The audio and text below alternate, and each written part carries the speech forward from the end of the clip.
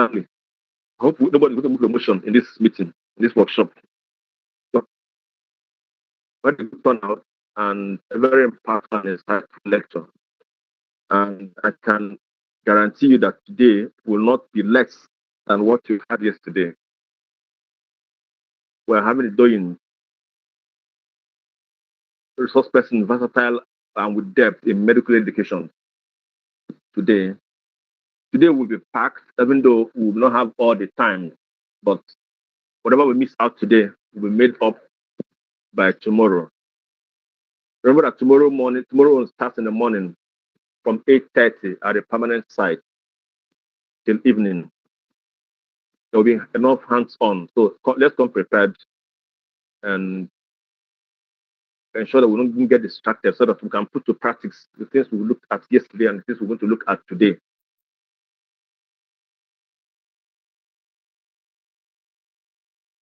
Professor Oyegihu, you're welcome, sir.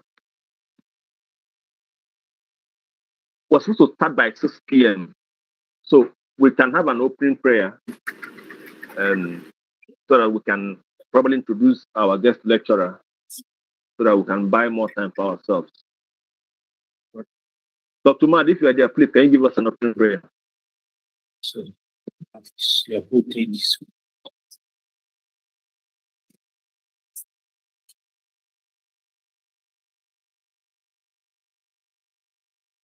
What's happening?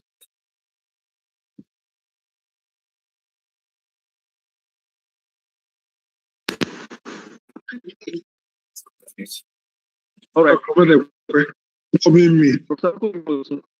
So with this, I can't see any icon, right? So projecting from here.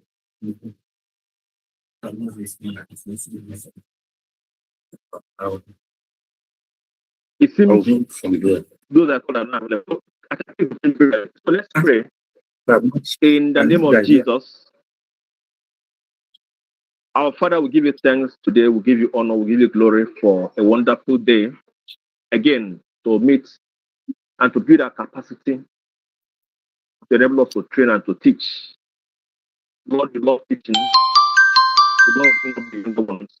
We ask you, Lord, to come and help us that and grant that our lecturers will be able to deliver learning to us. And the learning we will embed today will be translated into action, into a productive way to improve the training and production of a medical student.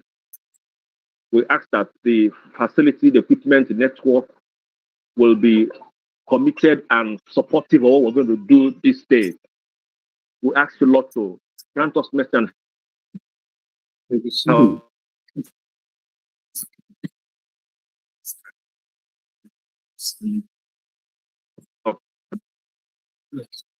Spirit. Amen. If I play this, can we go ahead today and introduce our?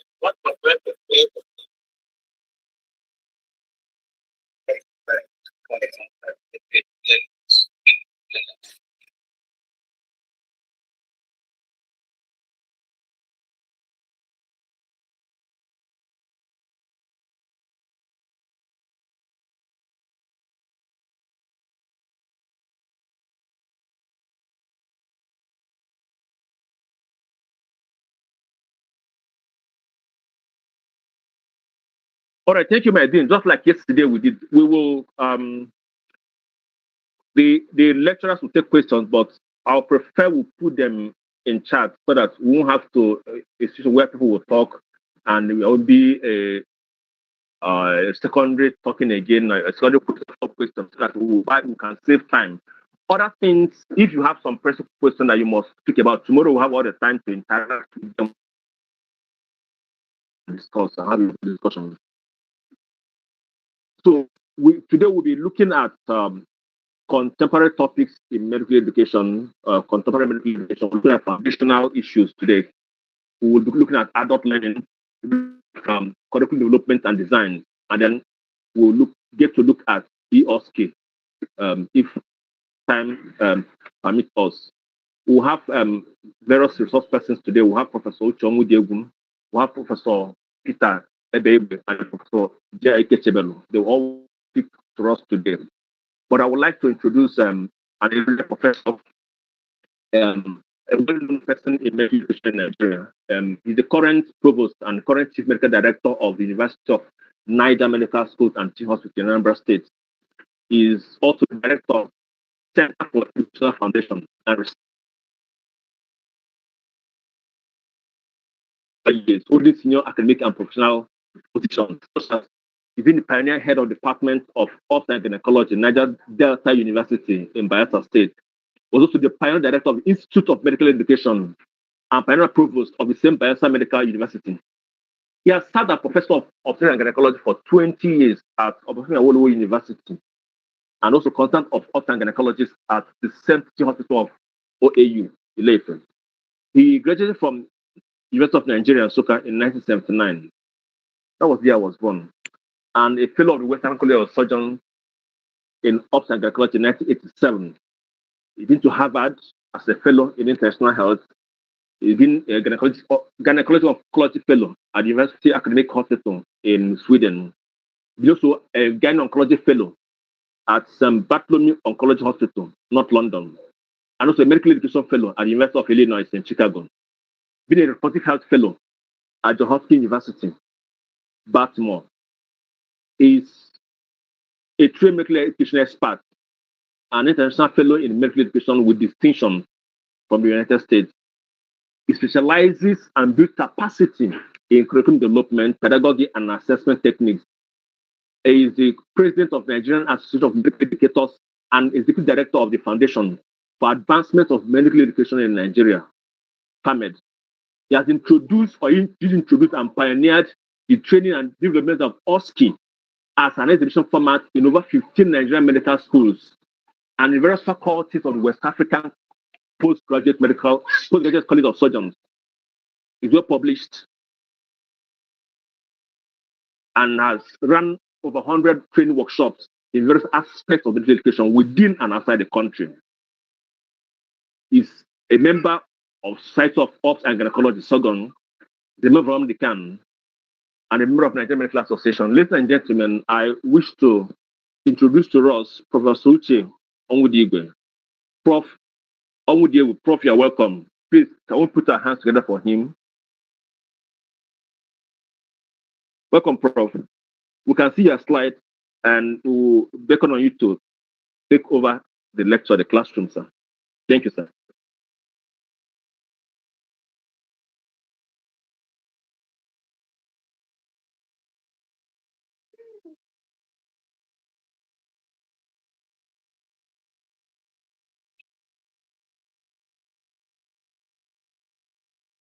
Prof, the classroom is yours.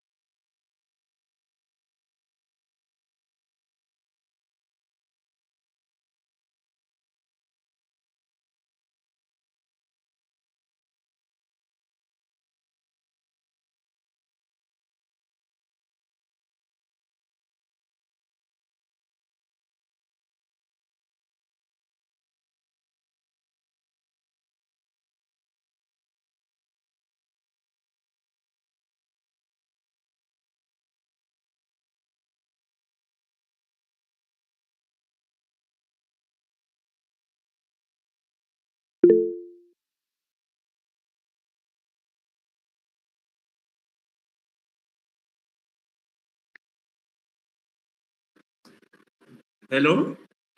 Can you hear me? You can hear me? We can hear you now, Prof. All right. Yes, all Prof. right. All right. Make this larger. Just a minute,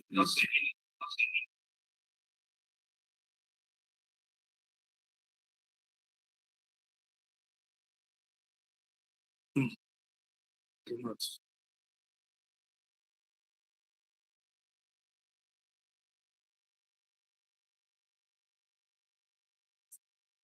Yeah, you can hear me.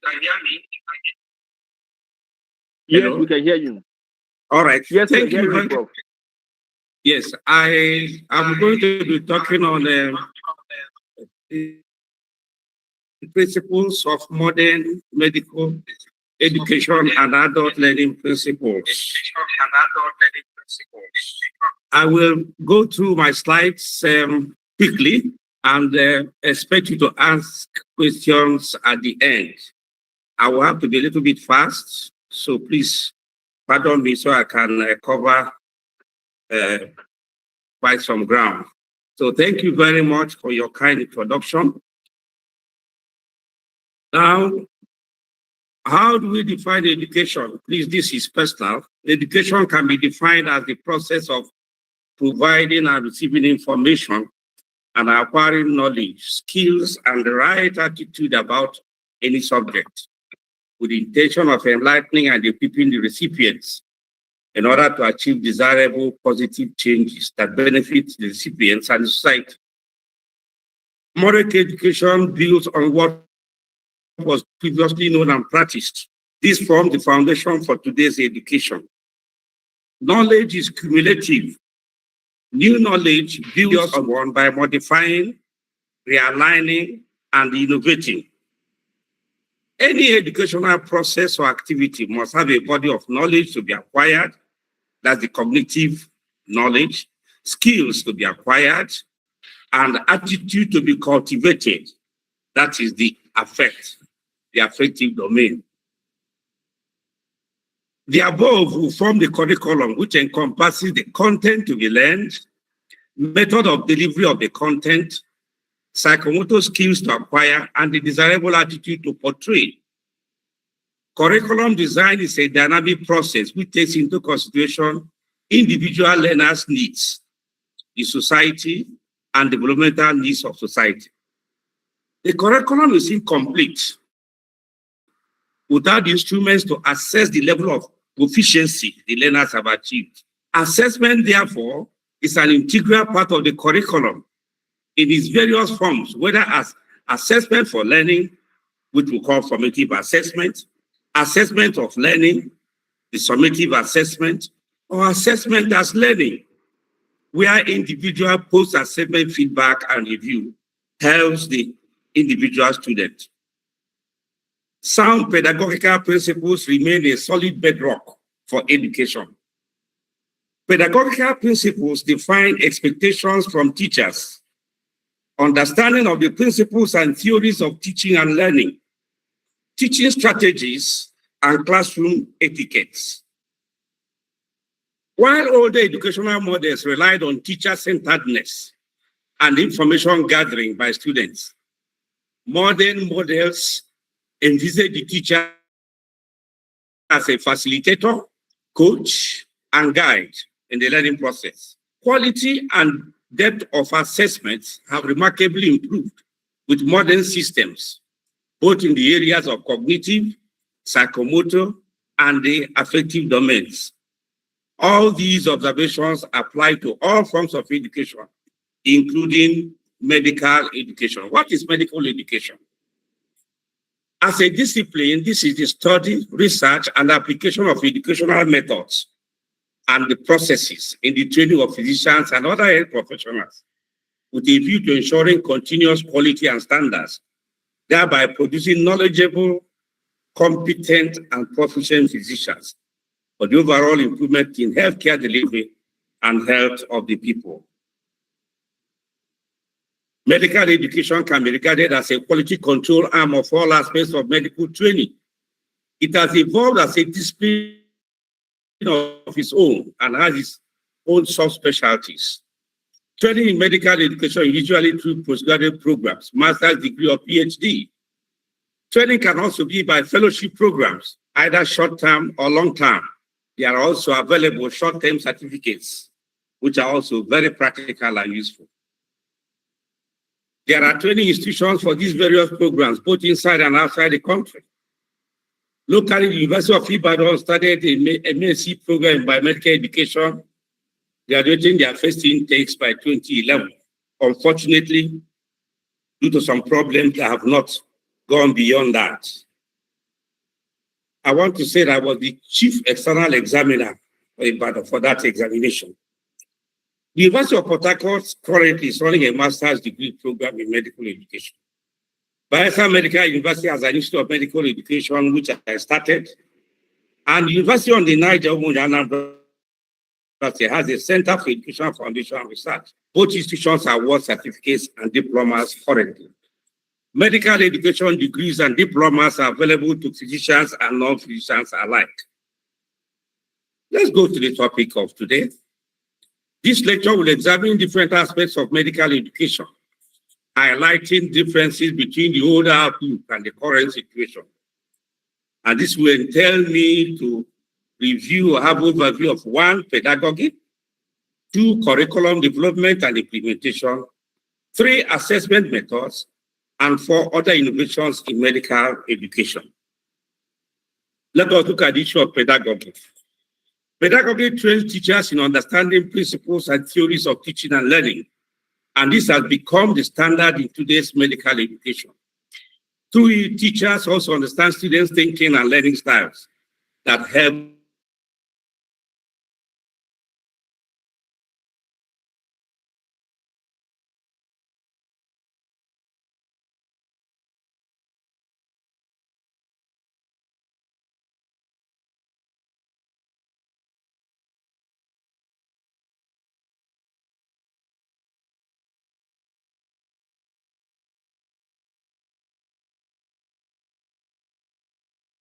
shape teaching different from the past to the lecture hall and begins to talk. There will be time to make our learning outcomes. Bloom's taxonomy is helpful in achieving this. This is applicable to single classroom lectures, subjects taught in modules, as well as to the entire curriculum. Still on pedagogy, most medical teachers are content experts. They are specialists in their areas, or what the Americans call subject matter experts. But they are untrained in educational foundations. Establishment of centers and medical education will fill the gap.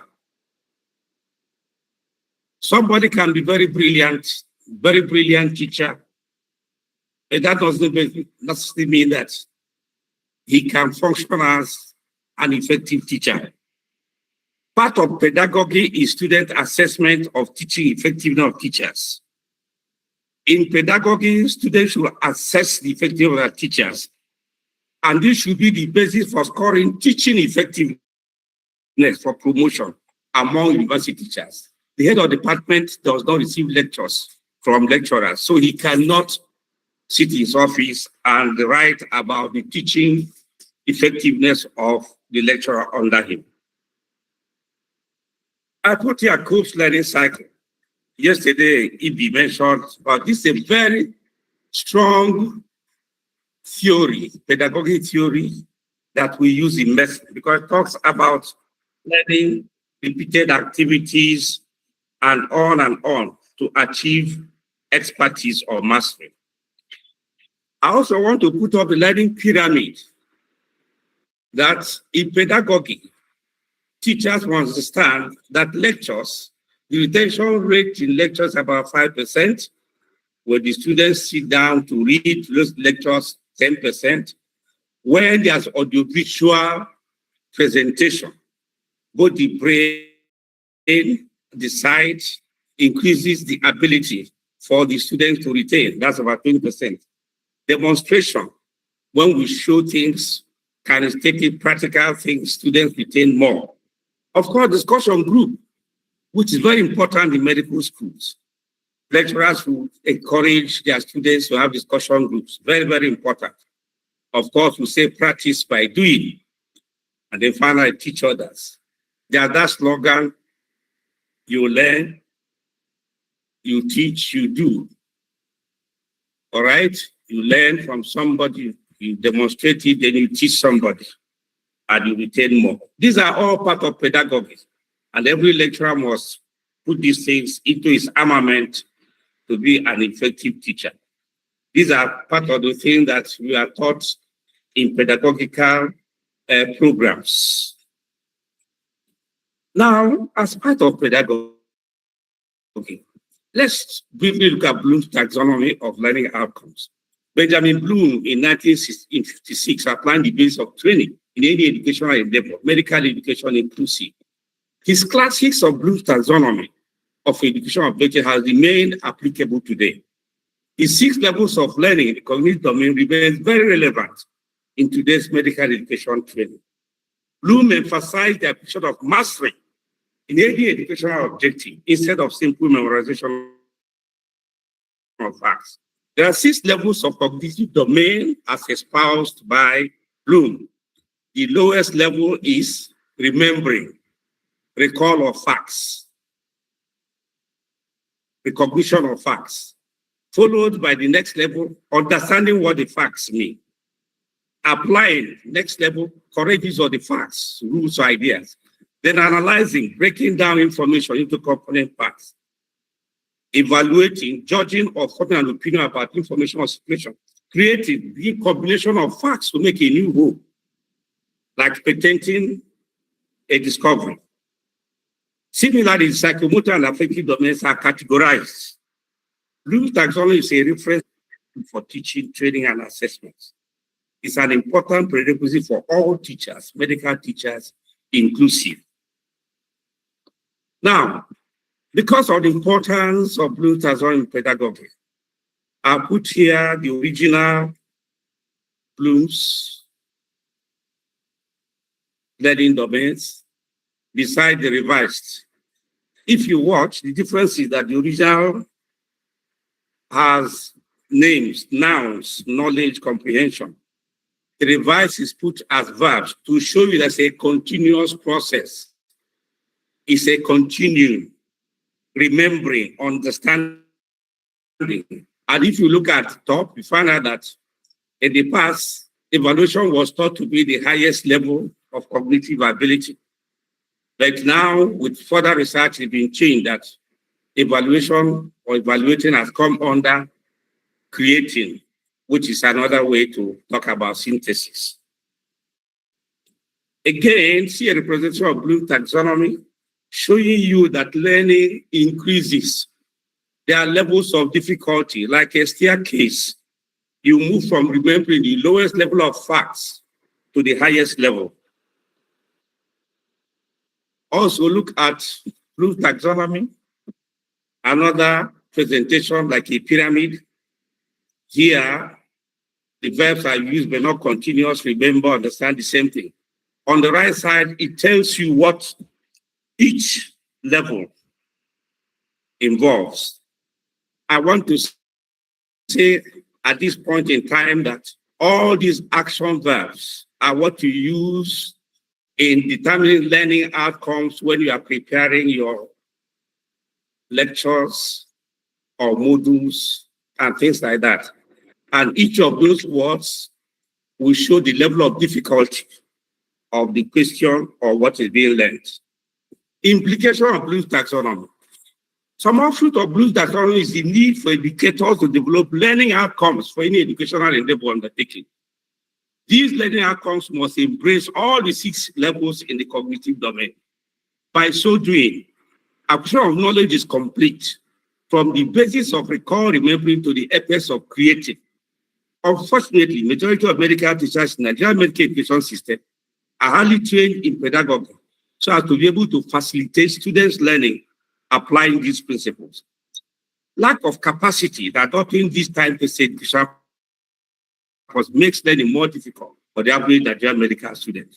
Lecturers are easier delivered, students learn better and remember more when learning outcomes using Bloom's taxonomy are deployed in any learning program, be it individual lectures, planning, course design, or the entire curriculum. This is a prerequisite to teaching and learning. Let's go to curriculum development. Curriculum development in medical education is a methodical and scholarly process that integrates a content area, what you teach, with educational theory, matched with educational theory and methodology, and evaluates the impact, that is, assesses the impact of what has been done. Curriculum that is competency-based and relevant to the health needs of the population is the vogue today. Curriculum should be reviewed at least 5 to 7 years of use. After every 5 to 7 years, or best 5 years. Curriculum development in medical education has undergone significant changes in the last 3 decades. From the traditional discipline-based curriculum, which many medical schools are still using, to the SPICES model, to the business model, and to the more encompassing competency-based models. It is important to call our attention to these things. Look at this slide. On the right-hand side, the traditional model, which is what so many schools are still doing and working on. It is teacher-centered, as opposed to the SPICES model that is student-centered. There are so much student-centered learning, teacher-centered. We'll talk about them as we go on. In traditional model is information gathering. Students listen to teachers and they tell them what should be. In SPICES model, it should be problem-based. In traditional discipline-based, anatomy is separate, physiology is separate, biochemistry is separate at the preclinical levels. No integration, and it makes it more difficult for students. In better models, this should be integrated, what we call horizontal integration at preclinical level. In actual fact, go beyond that to have vertical integration where there's the early clinical exposure. We shall see more as we go. So, SPICES model community-based, use more community hospitals that students will be aware of what really is happening in the community instead of just hospital-based as in traditional. The SPICES model should have a strong place for elective, for students to explore more some areas that excite them, unlike the traditional model where it's a uniform or rigid structure and there's minimal room for the elective. Of course, traditional also has to do with apprenticeship. In apprenticeship, during posting, students are attached to a consultant. If he was on leave half of the time, well, they will get whatever they can get. If he was sick most of the time, those under the posting will get whatever is left for them. That's apprenticeship. But in systematic, you determine that if you are going to see 10 procedures, you must see 10 procedures. It doesn't matter whether your consultant was on leave. Systematic, not apprenticeship. It doesn't do your posting. So these are part of the SPICES model. Is a better model than the traditional, which many medical schools are still running. Then we move to the PRISM model. PRISM model is complementary to SPICES model. P standing for product focused. That is, the training emphasizes the appropriate clinical work and professional behavior the student must acquire before they leave. Everything is the product focus. What type of product are you producing? Have you thought about the quality? Then, as for relevant learning planned around outcome. I've talked about learning outcomes. You develop learning outcomes, and the learning should be planned around it. Relevant learning. Then I stand for interprofessional and multidisciplinary program, which explains itself. S stands for short duration of courses. The truth is that you can decrease your lectures 30 to 50% less if you integrate your lectures, preclinical and clinical, full integration, horizontal and vertical. M stands for multi-site location, for wider exposure of students, preferably in primary care setting. S, of course, symbiotic or integrated.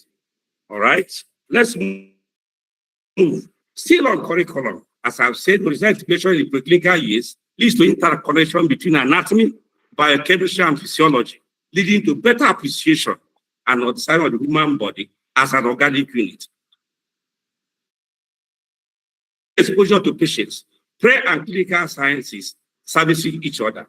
I had a friend of mine, a professor of pediatrics, elderly professor. He went to UK and came back and said, he went to his hospital, saw very young people in clinical course in the world round. He went to his colleague, a friend. He said, but these are too young. So, oh no, they are while they're doing anatomy, physiology, biochemistry, they're also in the clinics. That's early clinical exposure. Horizontal and vertical integration makes it easier to understand the subjects. Linkage serves as an early motivation for students to aspire to become doctors. When in the second semester of anatomy, they are already in the walls, orthopedic clinic, neurosurgery clinic. Wow, that stimulates them. That is the way to go. As I said, it's been estimated an integrated approach will result in 30 to 50% reduction of lectures given, thus saving time without sacrificing quality. To achieve this, the service of curriculum experts in medical education should be utilized. I want to show you this slide, which I developed. It says simplify horizontal and vertical integrated MBBS curriculum. Time will fail me. It will take some time to discuss this, but I want to say the highlights. When the students are doing head and neck anatomy, neuroanatomy, in integrated, they should be doing CNS physiology, neurophysiology. At the same time, biochemists are doing neurobiology. Neurology clinic, ophthalmology clinic, neurosurgery clinic, ENT. That's what we call early exposure. When they are doing upper and lower limbs, for instance, they should be doing musculoskeletal physiology, musculoskeletal biochemistry. They should be exposed to clinic orthopedics, trauma, plastic surgery. Ditto for breast, they should be doing breast physiology, breast build biochemistry, and then they should be exposed in the clinic to general surgery, breast cancer, option gynae, breastfeeding mother, and so on and so forth. That is a simplified way to give you an idea of what we mean by horizontal and vertical integration. Let's talk about this document, Tomorrow's Doctors. I'm still talking about curriculum. In the quest for innovation in medical school curricula, there was a reform initiated by General Medical Council in the UK in 2002, and it was called Tomorrow's Doctors.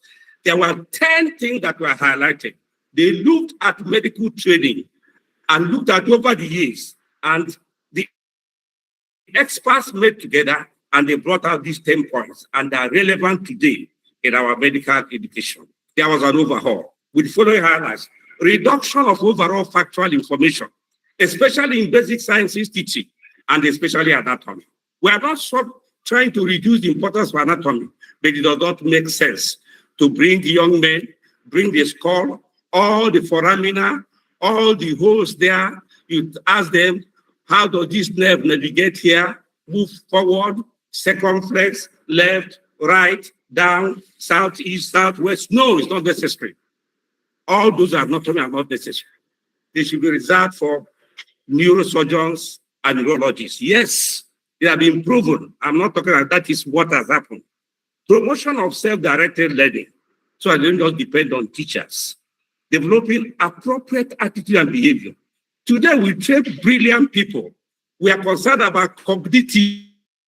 We are concerned about psychomotor skills, but we are not developing people with professionalism. We are not developing people with appropriate behavior.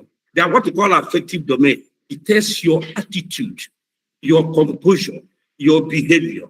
Part of approach is punctuality, teamwork, honesty, cleanliness, ability to take instructions, ability to take rebooks, relationship with peers, seniors and those below you, how to work with other people.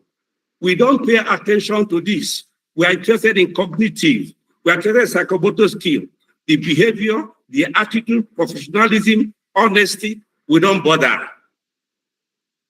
They found that there is need to train them to develop appropriate attitude and behavior, not just cognitive ability.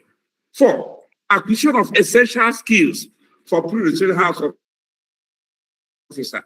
As we go forward, I will show you a template where some work has been done to identify 204 skills students should have before they get to house job, and 211 for dental students. So, acquisition of essential skills for pre-registration house officer, a situation where you have house officers who cannot set drip, who cannot give a episiotomy, who cannot do so many things. Something is lacking. They found out that they need to have essential skills, prepare them as house officers. Number 5, a system-based approach to core curriculum and integration of preclinical and clinical medicine. That is a review from the UK. System-based approach, not discipline-based, as most of us are doing. Emphasis on communication skills, very important. I will address some of it as we go on. Learning system informed by modern educational theory. How do people learn? What are the principles of learning, teaching, and learning? How do people think? 8, continuing review of the curriculum. Some people are still using the curriculum that was used in Ibadan. Maybe 40 years, nothing has been reviewed. Thank God for National University Commission that maybe has forced people to make some reviews. All right. 9, development of appropriate assessment methods. We'll talk about it. Assessment methods. There has to be a change from what we have always known. 10, establishment of sound supervisory structures. Are the lecturers available? There are so many distractions. There is minimal commitment. When I was a student and as a lecturer, I could do 4 hours word round, bed to bed, and students are taking notes.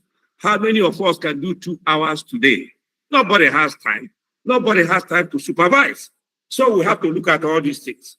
Now, there is a new curriculum that was developed in 2012. It was a product of a 2-year effort. If you look at it, it's between the diaspora colleagues and those of us in Nigeria. Look at all the people that were involved. Government was involved, you said, and so forth. That curriculum is an integrated, system-based, person-centered, community-oriented, competency-driven model meant to provide our students with the best learning opportunities possible. It features early introduction of clinical training to ensure that student learning is well-oriented from the beginning of the training. This was developed and its details, one of the best curriculum developed in this country. Unfortunately, through the years, I find so many places. Do you have this curriculum? They say I've never heard of it. It's sad.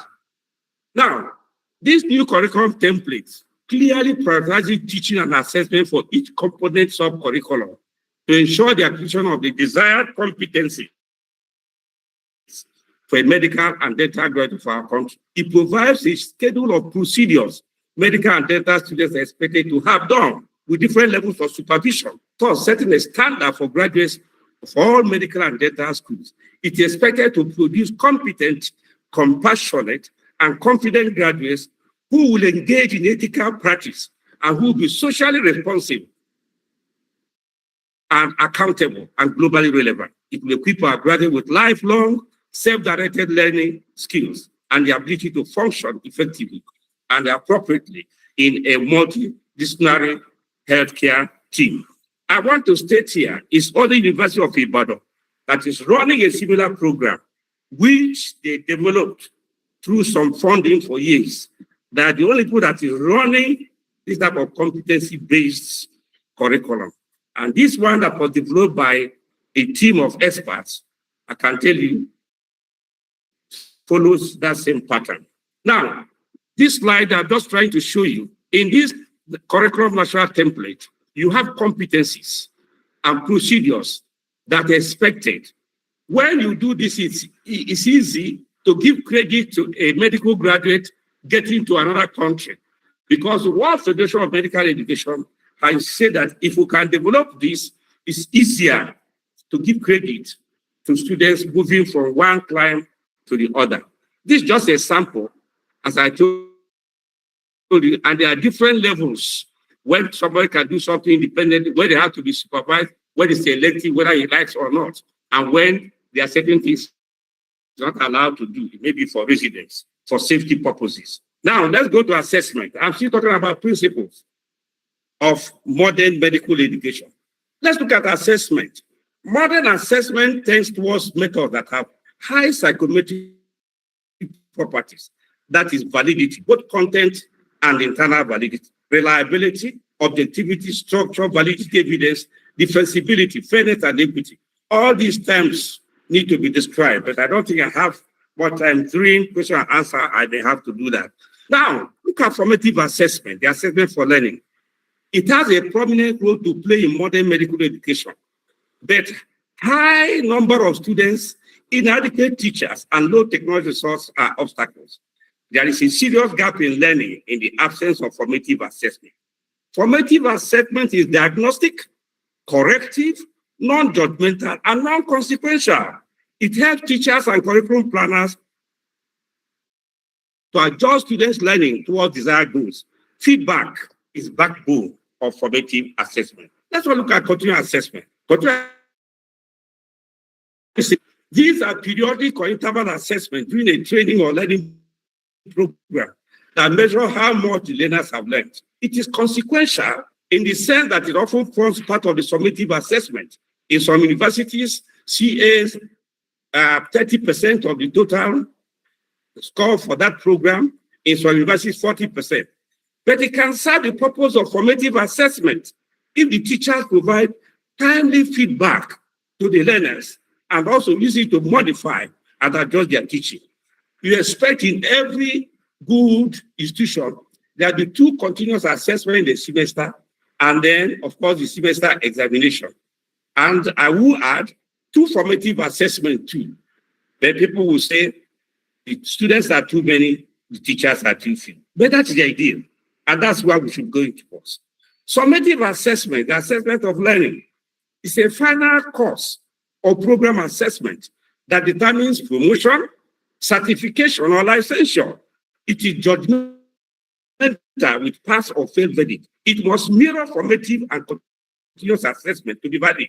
It must also be congruent with learning outcomes established at commencement of the program. There's no need teaching people a course, you have learning outcome, and when assessment comes, you set questions that are parallel to what you have taught. That is no assessment. Whatever is taught must be assessed, and whatever is assessed must be taught. Assessment as learning has become a veritable tool in medical education.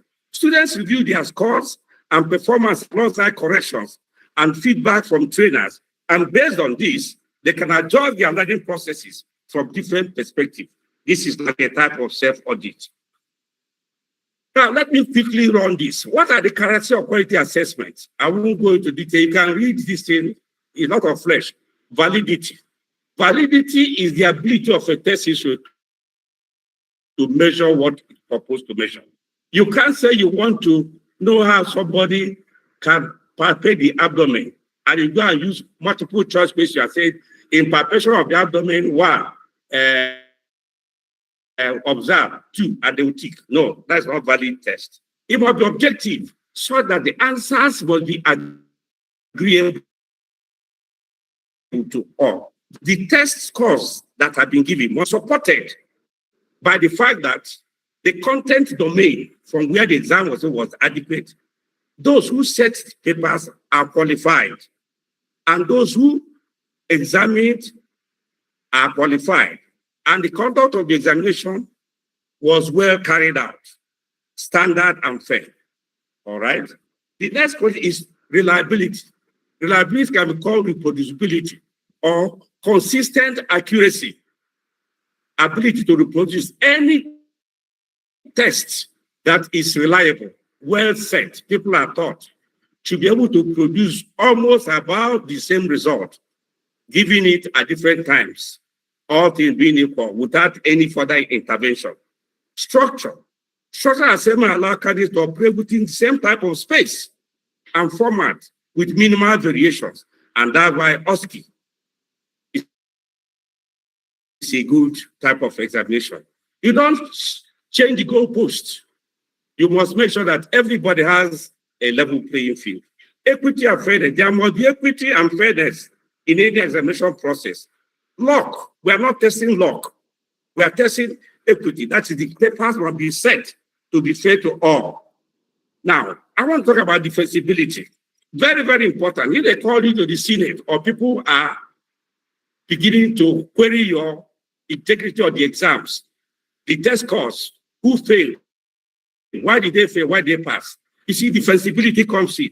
Defensibility refers to data to support or refute argument for the legitimacy and reasonableness of your decision of to pass or fail. Now, what are these? Students were adequately taught.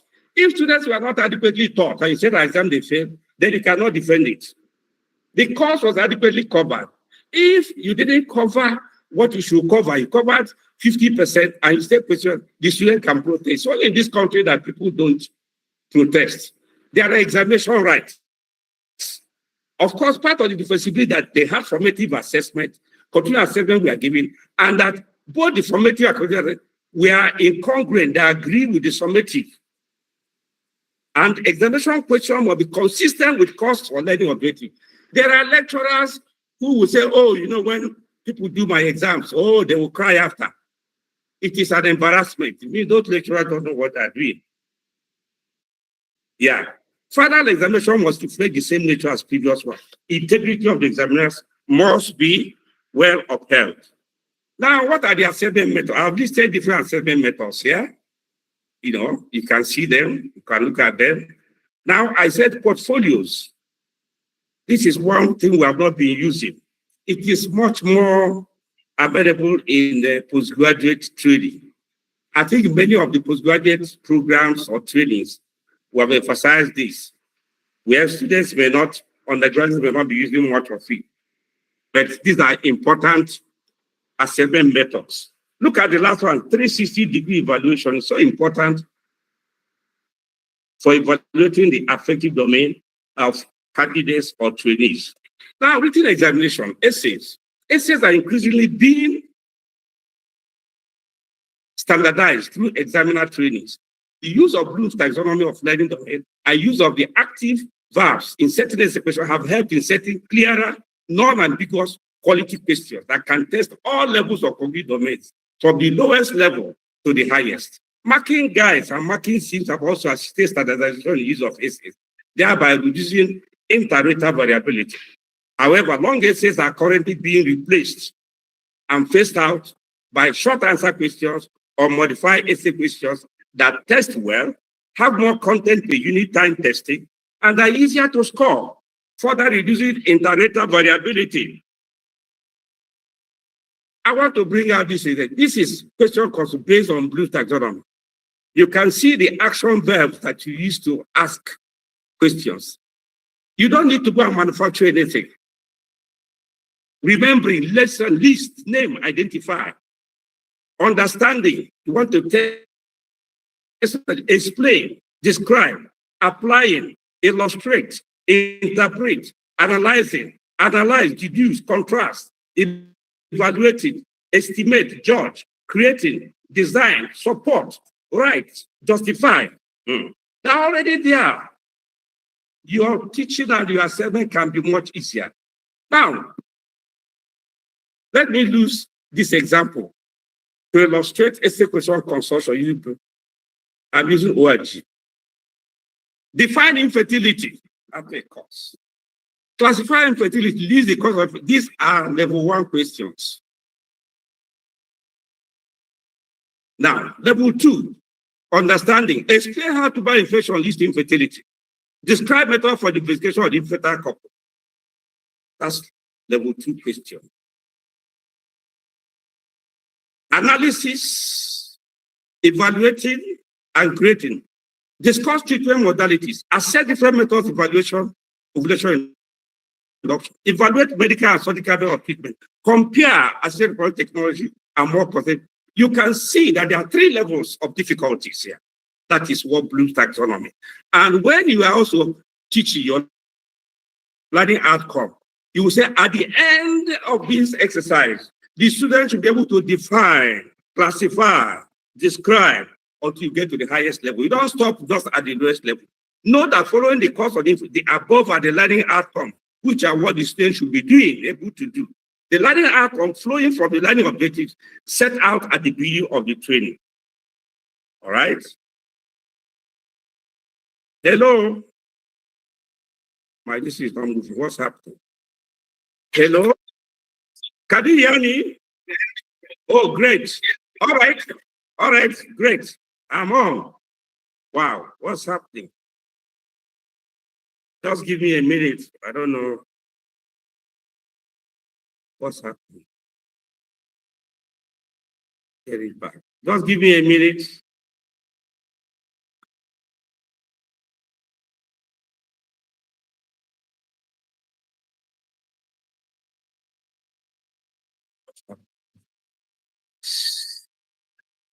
Where is it? Just please, just give me, let me sort out something.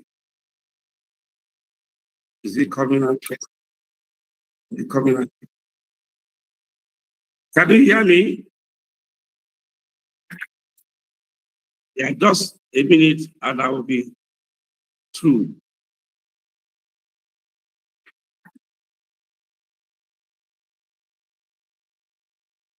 Can you see my slides? Yeah. No, not this. It's not that one. No, the other one, yeah, too.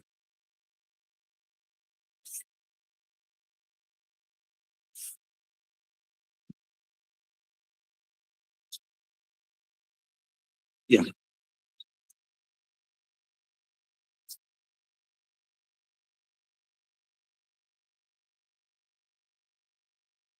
It is. Yeah. No. Yeah. Hello. Hello. Can you hear me? All right. Sorry, I had some wahala. All right, I'm with you. Let's move on. Now, I'm still talking about written examination. Multiple choice question. MCQs have a view more important significance in testing than previous. Part of the reason is that well written items can test. Yes. Hello?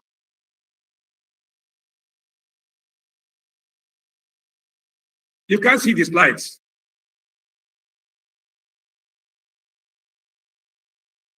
Let me see if we can. What's happening?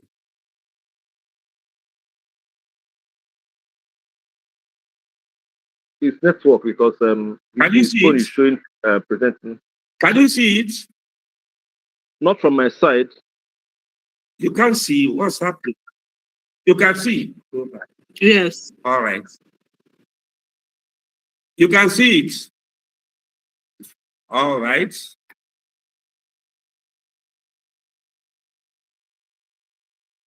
All right, you can see it. All right. I want to speak on multiple choice question. I said multiple choice MCQ about you more important in testing than previous. Part of the reason that well-written items can test almost everything long essays can test in terms of assessing high cognitive function. Additionally, it tests more content per unit time, easier to score and useful in large population testing. Part of the drawback is that it's more difficult and more time-consuming to set, which can lead to flawed questions that include ambiguity as well as testing low-level questions such as recall. And part of the call here is that as a lecturer, the best time to set your MCQs is when you are preparing your lectures. Currently set MCQs are full of flaws. I can tell you that if you analyze the MCQs that we use in our medical schools, at least 40% of them will be thrown out. Research identifies at least 31 known flaws in commonly set examination questions. Teachers need training in item writing if high quality, high cognitive order testing is to be achieved. You don't assume, yes, you can be a surgeon, pediatrician, but we're not trained in educational methods. Nobody taught us to teach. Nobody taught us the principle of assessment. And there's a saying, without intervention, teachers teach the way they were taught and they examine the way they were examined. But we can't continue with that. It's not acceptable.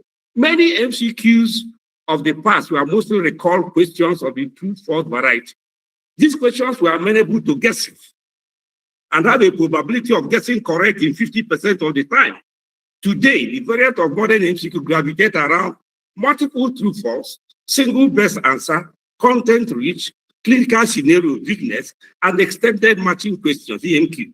When well crafted by trained item writers, high quality items testing high cognitive order are the result.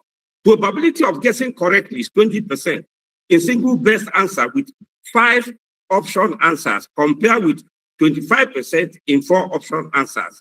A 5 options single best answer with 4 plausible distractors is better than a 4 option answer with 3 plausible distractors. Clinical examination. A great improvement has been recorded in clinical examination.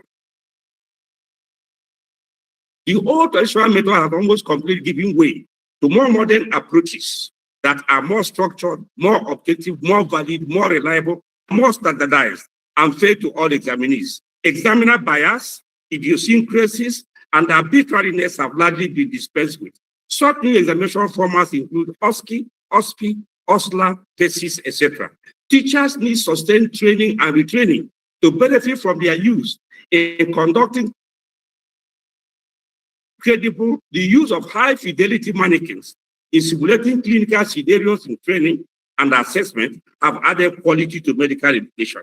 Establishment of clinical skill laboratories or centers should be basic in all medical institutions. Communication skill. Training in history taking as the only form of communication and interpersonal skills in medical is well below average for the physicians of today.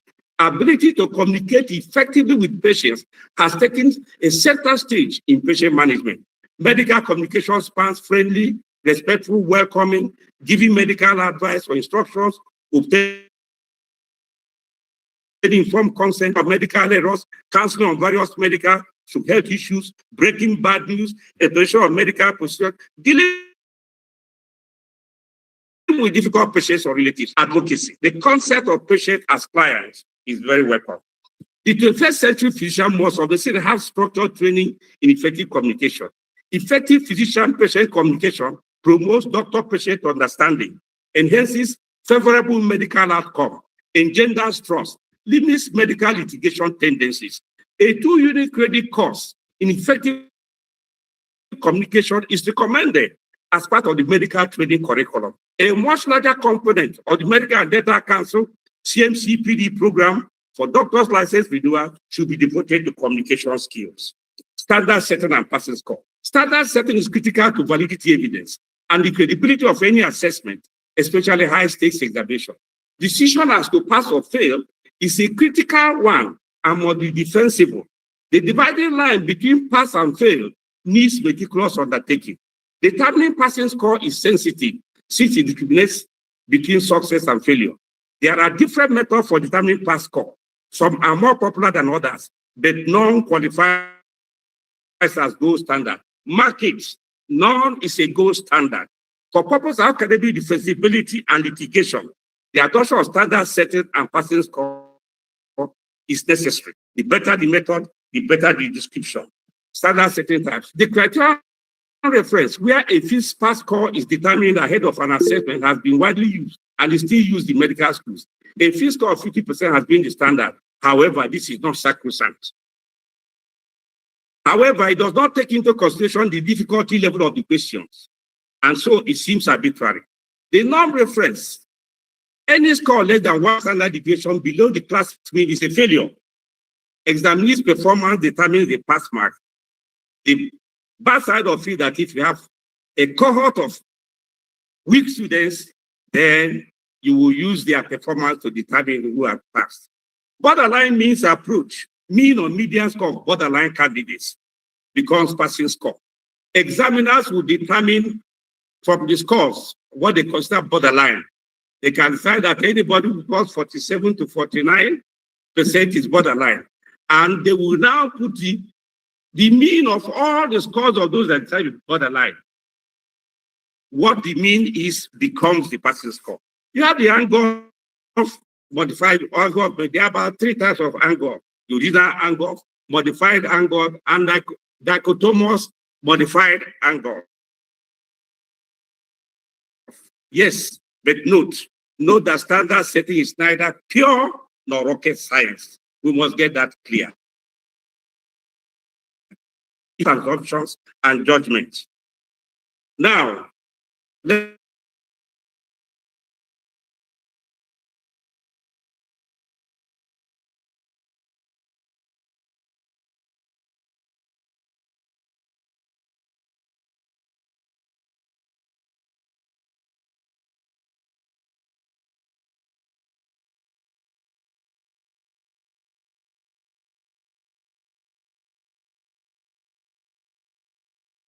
hello, can anybody hear from them? Hello.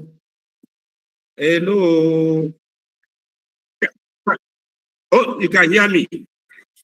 How many more minutes do I have so that I know what to do at this stage? Hmm? Yeah? 5 minutes. All right. All right. So, all right. Innovations in medical education have five. Technological advancement have impacted on medical education in many areas, including pedagogic curriculum, development assessment, and machines do not largely operate by themselves without human input or program. Even robotic machines are designed and programmed by humans. Effective deployment of technology involves training the users for that purpose. The same foundational principles espoused earlier in this lecture will equip teachers in effectively deploying new developments in medical education. Now, I don't want to go through this, just virtual reality training, artificial intelligence powered adaptive learning, sleep classroom, mobile health education, 3D printing, simulation, use of anatomy, visible body, all those things, gamification, online and hybrid learning platforms, and all that and all of that, so many. All right. This innovation make medical education more engaging, accessible, and effective, ultimately leading to better healthcare provision and patient outcomes. Summaries for conclusion. This lecture has in a broad sense discussed the principles of modern medical education and relates to foundational issues of pedagogy, curriculum development assessment techniques. There is a call for more training and retraining in educational methods and foundations for medical teachers so as to increase their effectiveness both in teaching and assessment. Institutions should develop departments, centers, or institutes for training in medical education. Investment in technology will be non-negotiable for medical education of the 21st century. Further readings, let's see further readings, different readings, all right? Further readings. Thank you for listening. Thank you very much, my colleagues. Thank you very much, Well Prof. done.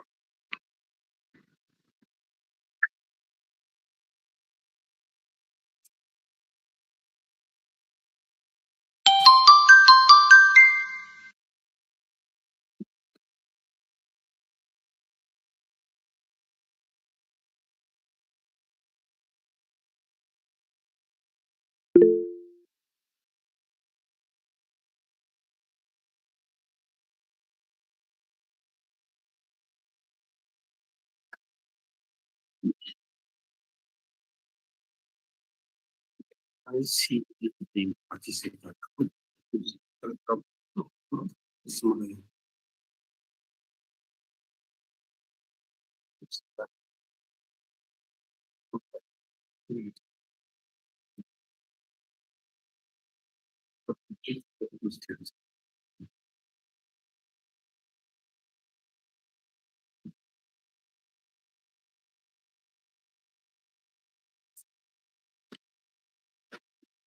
Oh, good evening, and thank you for wonderful lecture.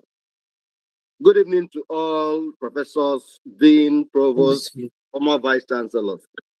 So I've listened to a lot of your lectures, and I'm afraid you appear to be a lone voice in the wilderness.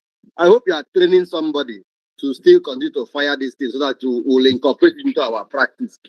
We often listen to these lectures, but we don't implement. I have a few questions and comments. You said it is better we start inculcating or rather incorporating clinicals into our undergraduate, that is preclinical studies. I thought that was the idea behind doing clinical anatomy, clinical physiology. Because as a student, most of our questions in anatomy were clinically oriented. You went to drink and you came back, put your hand over a chair, and you started having these signs. What will you think? That was the reason. Currently, we are firing the students. When they come to clinicals, we don't see anything. How do we address it? I thought doing clinical anatomy and physiology would be better than just doing other kind of thing. Do I answer? Yes, sir. All right. I know there's a place for teaching clinical anatomy, but you go further. When you are teaching, say, upper and lower limbs, and now you take them to the ward and they see orthopedic cases, fracture of the femur, fracture of the humerus, damage of the brachial plexus, it will be live to them. It will excite them more. They will retain more. That's what we are saying. They will retain more. And that is the practice. In as much as we are teaching clinical anatomy and things like that, there's an added difference when they enter the hospital and they see in orthopedic ward, they go to emergency trauma cases, anatomy will come alive. They will retain more, they will be more excited, they will be more encouraged. It is known globally. That is early clinical exposure. That is the way it is. Thank you.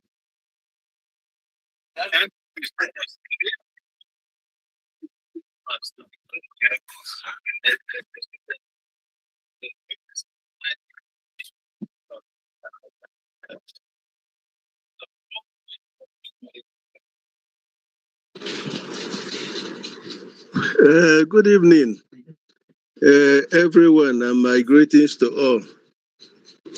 Thank you, Professor Diego, for your very beautiful lecture.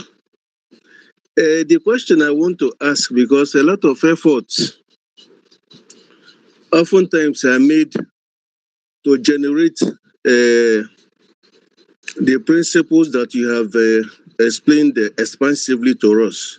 But my first question is, we were involved in a committee of 2012 that did very extensive work, had representation from every aspect of core medical practice. That was in 2012.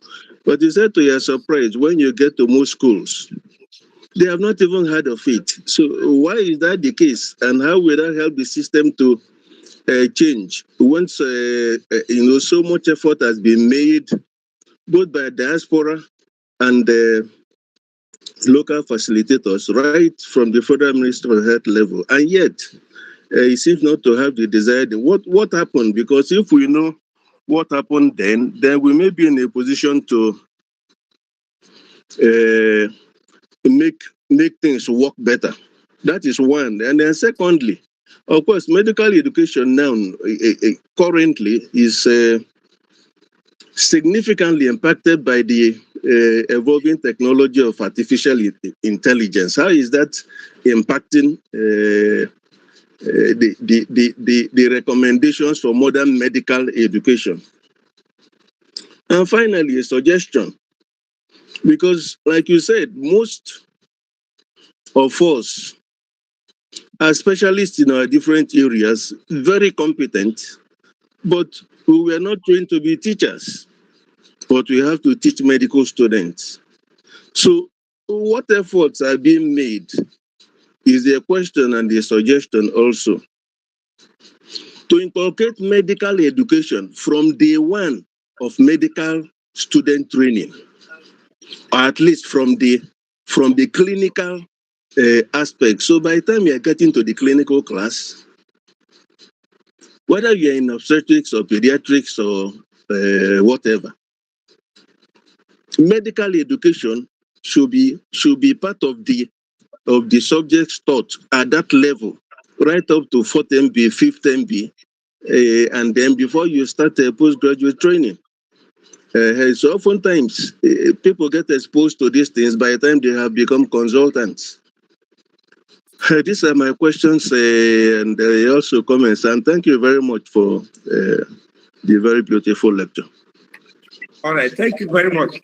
Let me start from the last one. We are not trained as educators or teachers, even though we are top experts. Yes, that is true. To belabor the medical students who are just trying the MBBS class with that, maybe a little bit weighty on them. What is done in American institutions are residents in training undergo medical education training while they are residents in many medical schools. That is done. I think it may be more appropriate because they will soon come out and become teachers or consultants or attending. I think we can build that up. It's easier to do it, put it into the residency program. And we also know that our residents teach a lot. They help us to train the undergraduates. So I think it would be a good point to start training them from day one. So by the time they become senior registrars, they will become very proficient in all these things. I think that may be the best point in my own thinking. Now, we thought about the curriculum template. My brother, it pains me each time I think of that document.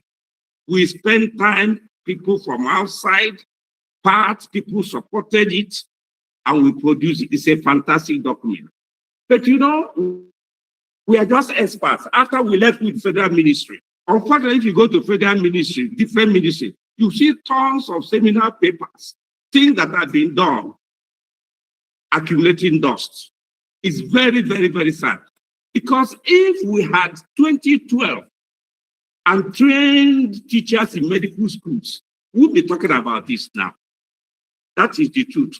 I am not a ministry official. I'm not a director. We are just, when they gather experts to do the work, we do it for them and give them. It is for them to disseminate. But it's a very sad thing. I tell you, many people have not heard of it. It's painful. Now we talk about artificial intelligence in modern medical education. Let me say that artificial intelligence has invaded everything. All we need to do is to see how advantageous it can be to us and adapt it to our use. There's no doubt that AI is so beneficial in so many ways, in technology, in making things easier, and then I think what we should be doing is possibly also at residency level or MBBS to integrate AI and let people be familiar with it, what it can do for them, and how it can enhance their work. But it is proven that AI is an enhancer every aspect of life. That's what I would say. Thank you.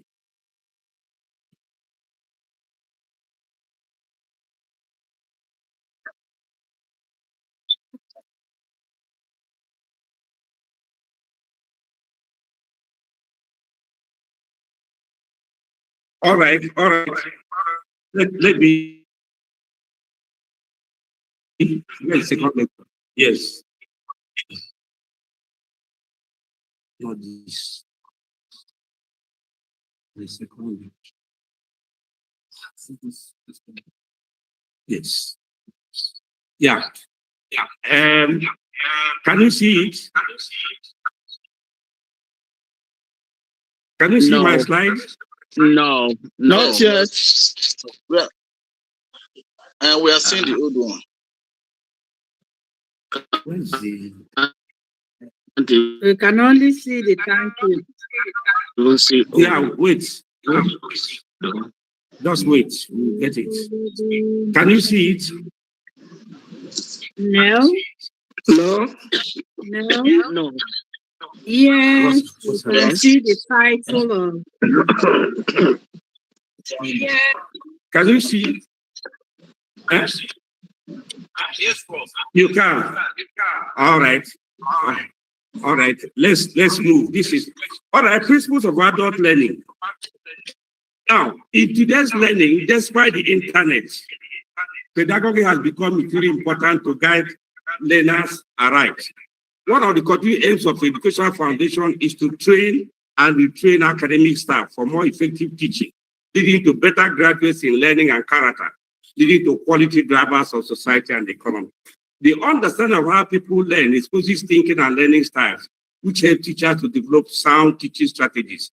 Differences in thinking and learning processes also shape the structure and design of learning activities for adults and younger persons. One commonly used theory of learning is the Combs four-stage learning cycle, which emphasizes on trainees developing concepts of learning that result in repeatability of learning objectives that leads to mastery. All right? What is learning? Learning is a process resulting in some modification, relatively permanent, of the way of thinking, the way of doing things, the way of feeling, that is behavior or attitude, the affective domain, with respect to an educational activity. It can also be defined as producing a behavioral change in the learner, leading to a relative permanent change that is gradual, adaptive, and selective, resulting from practice, repetitions, and experience. And say, consider the art of vehicle driving. You learn so many different components. And then you start driving, you are afraid. At a point, you become an expert. You can be driving at 120 kilometers per hour and be talking and be chatting without even being conscious that you are driving. That is learning. Teaching is one way of facilitating learning. May I say here, teaching is not an end in itself. Teaching is a way of facilitating learning. Teachers should be interested that they monitor learning. If you have taught somebody for 6 months learning how to drive, and he can't drive, then you have done nothing. Now, I don't want to talk about Cole's first stage again, but it's important in what I'm discussing. You can see it. Now, let us think about this. How do people think? Thinking style is characterized by the learner's orientation to new material being learned. That is, his thought processes when you're confronting with new ideas. People have different ways of thinking through what we call thinking styles. Now, some people use more than one style, but generally, each person has a preferred or predominant style of thinking.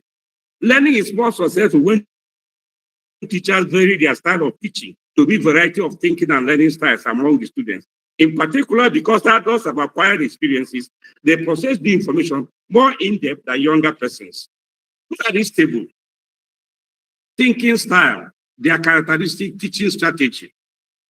Reflective thinkers are people, when you expose them with new information, they try to think back to information that I received before, how they process it, what it could do for them. They will always ask why. Why are you saying this? What's the relationship to this? They relate information to their past experiences. And as I put here to teach them, you have to use demonstration, group of working alone, research analysis. They are reflective. They will measure what we are saying to what they have known or experienced before. Creative thinkers are people who, even while you are showing them something, that are thinking of a shortcut, how to develop a new something to solve that problem. They are very creative. Adults do that. So you must know that. So when you are dealing with them, give them challenges, give them experiments to do, let them make presentation, let them brainstorm as these are creative thinkers. Practical thinkers are those who want the shortest cuts. They don't want too much factual information. Show them how they can use knowledge to achieve something in their place of work. They want practical activities, producing manuals, and they see the simplest, most efficient way to their practical people. Many adults take like that. Conceptual, these are people, you are teaching them or showing them something. They are interested in seeing the bigger picture, not the small thing. How does this thing fit to the bigger picture? They want the total concept. They want to know how things work, not just the final outcome. All right? They want to accept information after seeing the bigger picture. Now, such people, you have to vary questions, answer, and so forth. I want to tell you that this session requires a lot of practicals for you to make sense. Because at this point in time, I will have divided you into groups, and you will now understand what it's all about. But let us go on. Now, learning styles and teaching styles. There are about 4. Like, you have visual learners, auditory learners, kinesthetic learners, environmental learners, amongst adults, even young people. You see, auditory learners, you can see some of them, people who will learn even with music. Yeah, they want to hear even with music. You see it happens to some people. Some people who stay in, well, let's get that. That's environmental learning. Visual learners, people who want to see the use of PowerPoint and all, it will help them better to learn. We already know from the learning pyramid that audiovisual will improve ability to retain graphics, illustration, images, and so forth. Auditory learners process information best when it is spoken. So they need lecture, discussions, and so forth. Kinesthetic learners will want to touch, manipulate things. So you give a written assignment, notes, manipulation of objects, and things like that. Environmental learners learn best in certain environment. Some people like to read very quiet environment. Some people can't read in very quiet environment. They want to read where there is some little noise. And these are people that may be playing some music gently while they are reading and they are nodding their head. These things are important. They are not just academic. Because when you are planning training and things like that, all this is coming to it as you plan your program. Now, different teaching strategies will produce different results. So every teacher ought to vary his or her teaching strategy to cater for a large number of students. Now, the learning pyramid again comes in here. I've talked about it before. Very important. All right. Now, learners. Let us see the category of learners, adult versus youth learners. Below this, I've compared adult learners and youth learners. These are generalizations, but it will help you to keep differences as you plan program. Look at adult learners. They are problem-centered. They seek a solution to where they are, comply to where they are in life. Younger people are subject-oriented. They will complete a course. They don't know where it's going to lead them to, so they will do everything. But adults already are working. They know what they need, try to improve their work. They are result-oriented. They have specific things in mind for any education. It's just like people are here now. You are all adult learners. If I'm talking so many people that you can switch off, you may not even attend. You have a choice because you know what you need. All right? So youth learners are future-oriented. They are just taking education because it's mandatory and they expect to use it in life. But adult learner knows you're a teacher, you want to improve your teaching and your assessment and your mentoring. So you come, you have things in mind. Self-directed. They are not, they are self-directed. I can see a need, there's an advertisement for something, and I know I need it to improve my work. They are self-directed. You don't put them around. Unlike youths who often depend to be directed. Now, adults are often skeptical about new information. They prefer to try it out before accepting it. Well, youths who don't know much will accept new information without trying it out. They know that they may use it in future. Adults are also seeking education that relates to apply directly to their perceived needs. Education is timely and appropriate, as I said. Youth learners seek education and prepare them for an unclear future. Adults are self-responsible for their own learning if the learning is perceived to be timely and appropriate, whereas youth learners depend on others to design their learning. Now,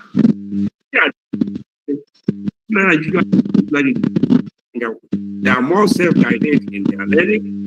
They bring more, expect to bring more to a learning situation because of their wider experience, and I can take more away. They require learning to make sense. They will not perform a learning activity because the instructor says so. We have gathered adults here. If they perceive that as we are going, this will not help them, they will just log out. But when they see their help, this can improve their work, they will teach you. So you must make sure that when you plan adults something, it's something that will help them improve. And that's why I say certain teaching strategies are also important. Now, in teaching, adults want to learn that student-centered. They don't want to be, they don't want teacher-centered learning, where information is passively transferred, teachers control of everything, determine the length and the breadth. This happens only when you have people who don't have experience, they don't have requisite knowledge. Adult learning is mostly student-centered. Now, student-centered learning as a teacher is a facilitator, guide, or coach, guides to appropriate learning materials. Students are active participants. They seek information under guidance, determine their pace and engage in activities that students engage their learning. Best with students who are mature and have significant knowledge. The above differentiate them from younger. Now, effective adult teaching strategies based on what you have said. Adults have years of experience and a wealth of knowledge. So in programs, you use them in groups.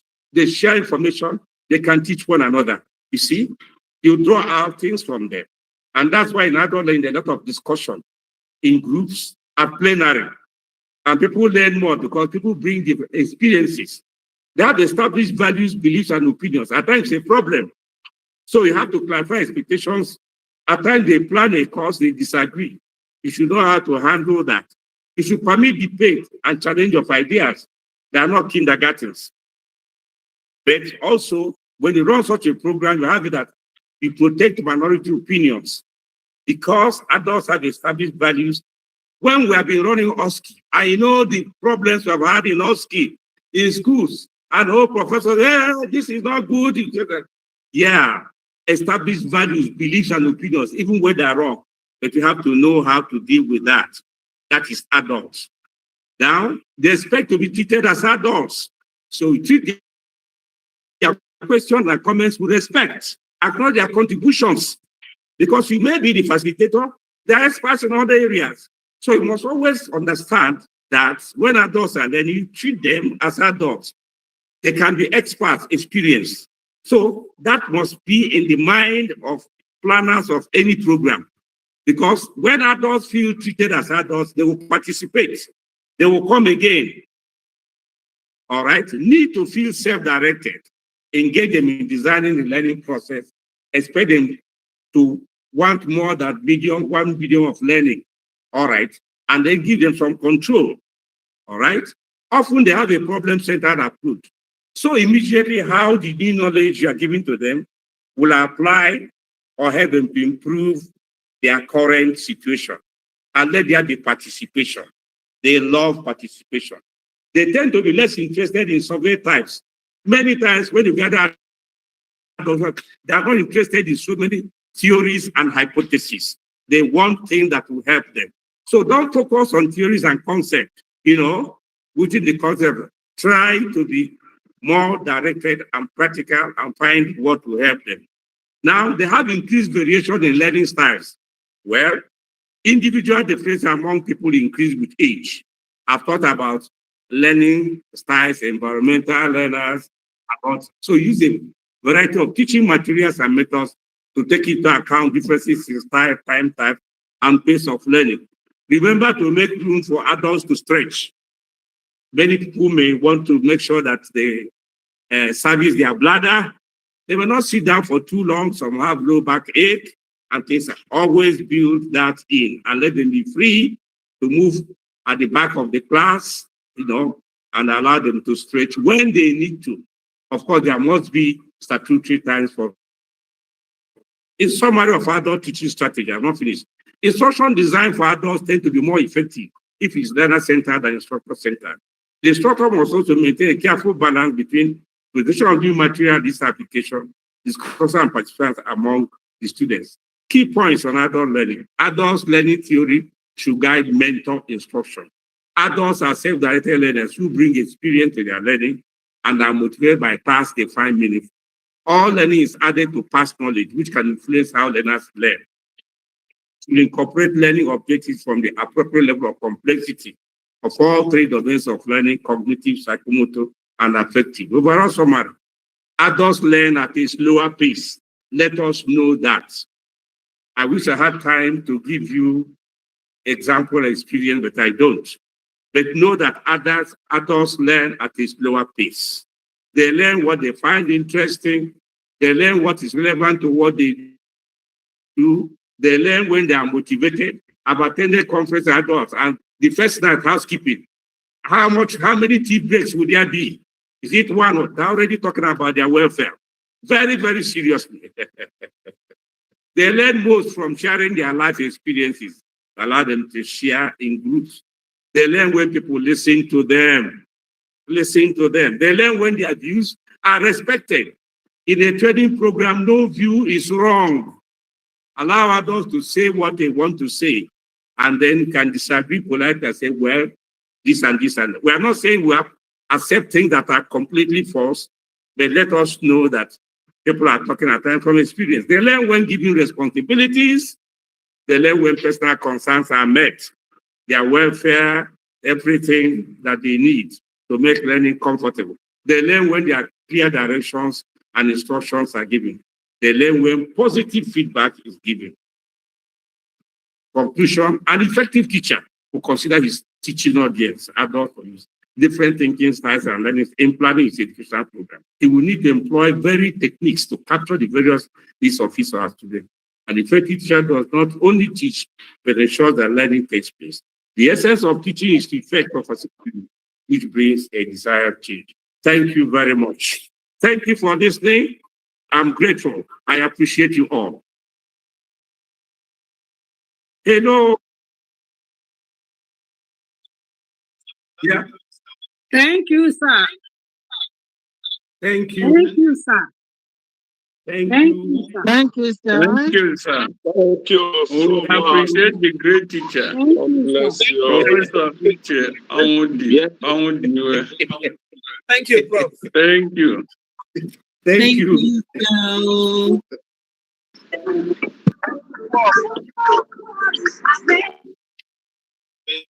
Thank you, Prof. Thank you. Thanks.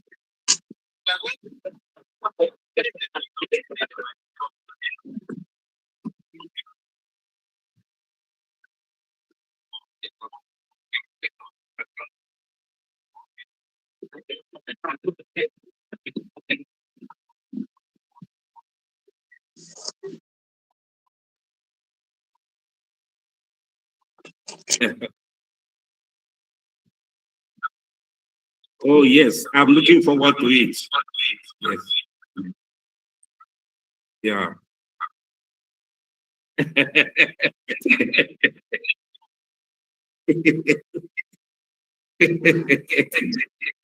All right, darling. All right. Mhm.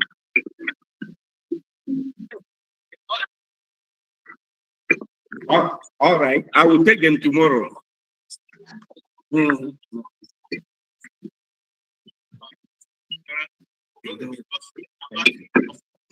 Thank you.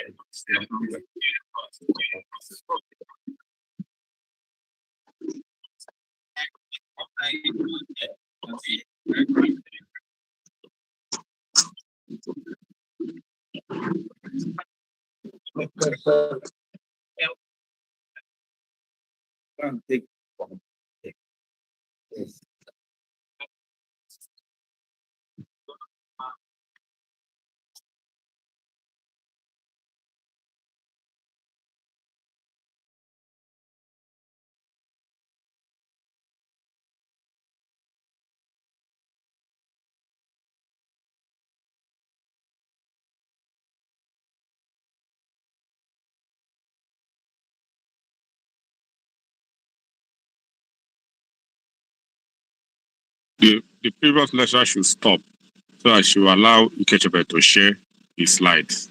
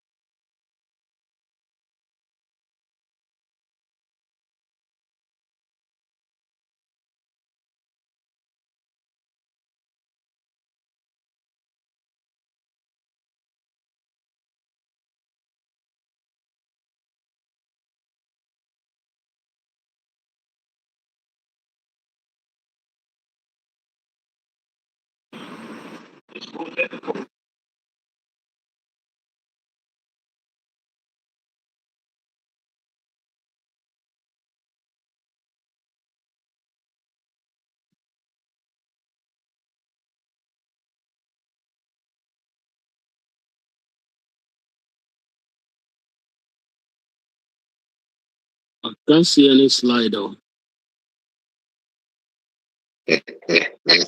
Can you give him a call? We can see, I can see your slide. I can't see slide though. The slide is showing. Examination. Slide here. change your network service reach.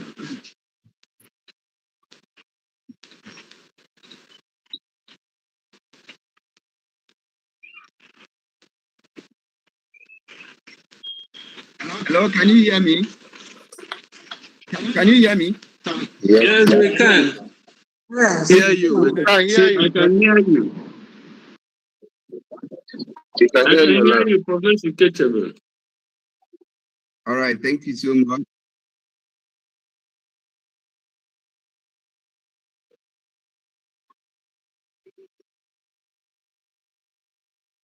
Thank you so much. Thank you so much.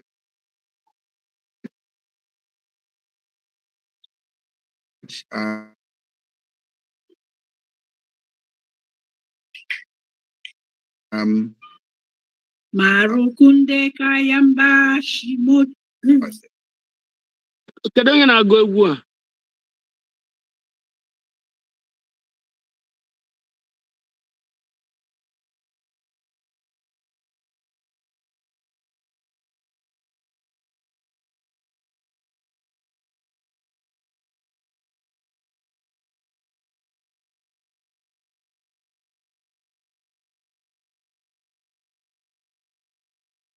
Let me just put it on slideshow so that I can.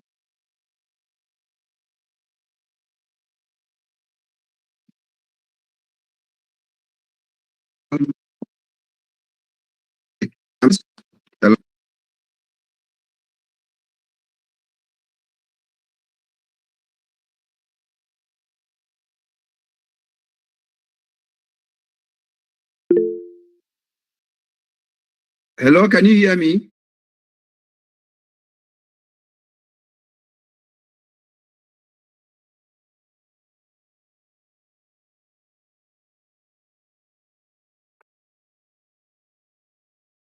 Oh.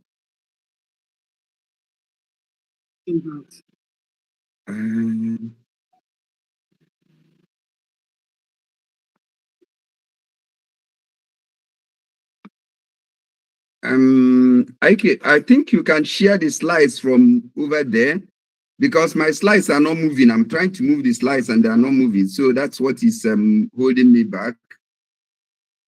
It's poor network. Or convert it to PDF. If you convert it to PDF, it will move. It will move. Okay, so we'll share slide from over.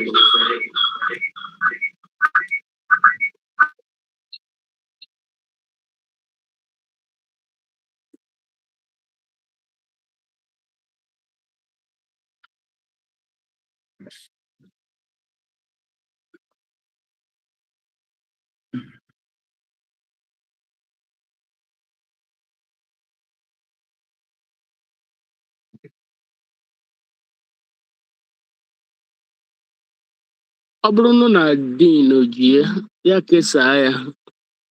Wait a minute. I'm going to share it now. Kesaa ya, jụọ na-ekwusa okwuzi.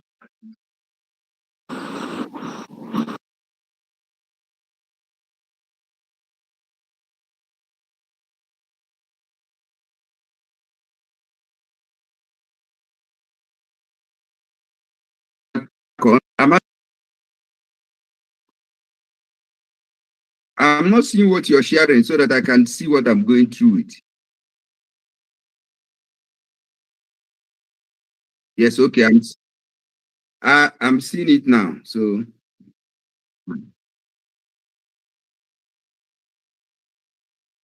let me thank everybody. Let me thank the dean. Let me thank even the immediate past speaker, Professor Chong Diegu, for all he has said and structured clinical examination. We are looking at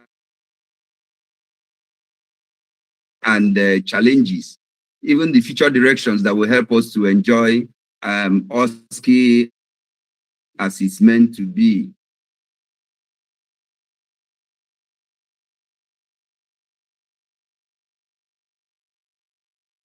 the learning objectives we can have, we have in this presentation. We're going to define EOSCI, describe its components, discuss the implementation, identify advantages and limitations, and look at the role of technology we play in what we are doing. Importantly, we explore the future trends and even what we can do in our own institution to be part of what is happening. As for introduction, we know that clinical competencies or assessments is central to our health professions education. And I thank God that Professor Chemudebu has taken some time to give us some really interesting discourse in this area so that we will understand exactly what it is all about. The OSCE, which was introduced as far back as 1975, has shown to be a standardized and objective method for assessing clinical skills. Everybody is moving from the theories that we are used to now OSCE in the different dimensions of OSCE. And Unizik is not left out. And we, as an institution of our own medical school, we are not left out in this pursuit. But then EOSCE is a different aspect where I'm bringing us to now, which is integrates digital technologies into the OSCE delivery and assessment. Everybody must appreciate that technology is now the way to go. And the use of technology has made so many things easy, better, and so enjoyable. And that's why we are coming up with this EOSCE. So EOSCE, to say the least, is a technology-enhanced OSCE, which is to say using digital tools for administration, for the scoring, for the monitoring, and even for feedback. It's very important because these technologies are here with us, and we cannot run away from it. It may still be face-to-face, it may be online, it may be hybrid. There are different shapes that this electronic OSCE will take. But if we go to the historical evolution, let's say that from what Professor Suchi has also said, traditional clinical examination has been what we are used to. When we talk about the long and the short cases, with our viva voice, and the challenges every one of us know about it is lack of standardization, examiner variability. This examiner may score this, another examiner may score, another bright candidate may fail under this examiner or may pass under the other examiner. And of course, when we say examiner variability, even the appearance of some examiners can actually make students to lose lose touch of what they want to say and every other thing. There is also poor reliability and limited sampling of competencies. So these have bedeviled our traditional clinical examinations. Now we move to the traditional OSCE, which is what we have been practicing, which introduced increased objectivity to our examinations, gave us standardized assessment, improved our reliability. This is what the traditional OSCE that we are doing now has given us. And that gave us opportunity to assess multiple competencies. That's what OSCE has come to do for us. And everybody enjoys OSCE and everybody talks about OSCE. But the digital transformation and the emergence of the EOSCE brings the following to the platform: digital impact in education. It has increased the use of simulation. Now we know that we can use every form of simulation methods. That's why we are using all forms of mannequins and we are setting up all forms of simulation centers and every other thing. These things are things that the EOSCE, electronic OSCE, is bringing on platform. Even to the extent that we have got to level of simulations that even the simulations can assess you. As you do the exercises, they will assess what you're doing and you flow with it. And these things are very important. We also look at the need for remote assessment. And this is actually where the EOSCE plays a key part also, the need remote assessment, where you can assess people from a distance. We are now doing exams across divides internationally and all the others. And COVID-19 actually restrictions brought the electronic platform to become the new normal that we know about. And with the growth of telemedicine, EOSCI has come to stay, and it will just flow with what the digital transformations are doing. And that's why we must, as a faculty and as a university, key into the EOSCI and be part of what the trend that is happening now. Next slide. Please, can you still hear me? Yes, we can hear you clearly. Yeah, I can hear you. I hear you. Now, the core principles of this electronic OSCE that we are talking about, one, as Professor Uche has also mentioned in part of his lecture, is the objectivity. The objectivity we know about the normal OSCE, the traditional OSCE, is not lost. Each candidate is still assessed in a standard setting. So nothing has happened with the objectivity. Rather, we can actually say that the objectivity is even more with the electronic OSCE. There is also the reliability, content, consistent results. Reliability in the sense that most of these things are in the electronic platform. They are not getting lost. They are not getting diminished and every other thing. And so it's more reliable. Even the other aspect of it that we will even enjoy most is the security of the data that you have when you have it in your system. But we are coming to that. Then there's also the validity, which he has mentioned. As normal OSCE, traditional OSCE, it will also measure what is set to determine. So if you say you're measuring competencies, you measure those competencies and measure them effectively. And that's what the EOSCE will play for us. Feasibility, it must be practically possible. And I say that there are different aspects of EOSCE. I'm going to come to the types. It's for you to choose what is feasible in your setup, what you can do in your own institutional arrangement, and you flow with that. We must not take ourselves to sustain. There is also the aspect of fairness, equal opportunity for all candidates. And because this is electronic, this is standardized, this is keyed, and this is every measure is taken care of, everybody will enjoy it. What are the key components?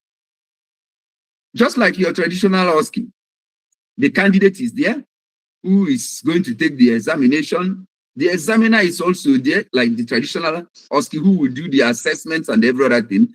Some standardized patients, which are simulators that may be provided, and of course, the station setting, a normal station setting that we use in our OSCE.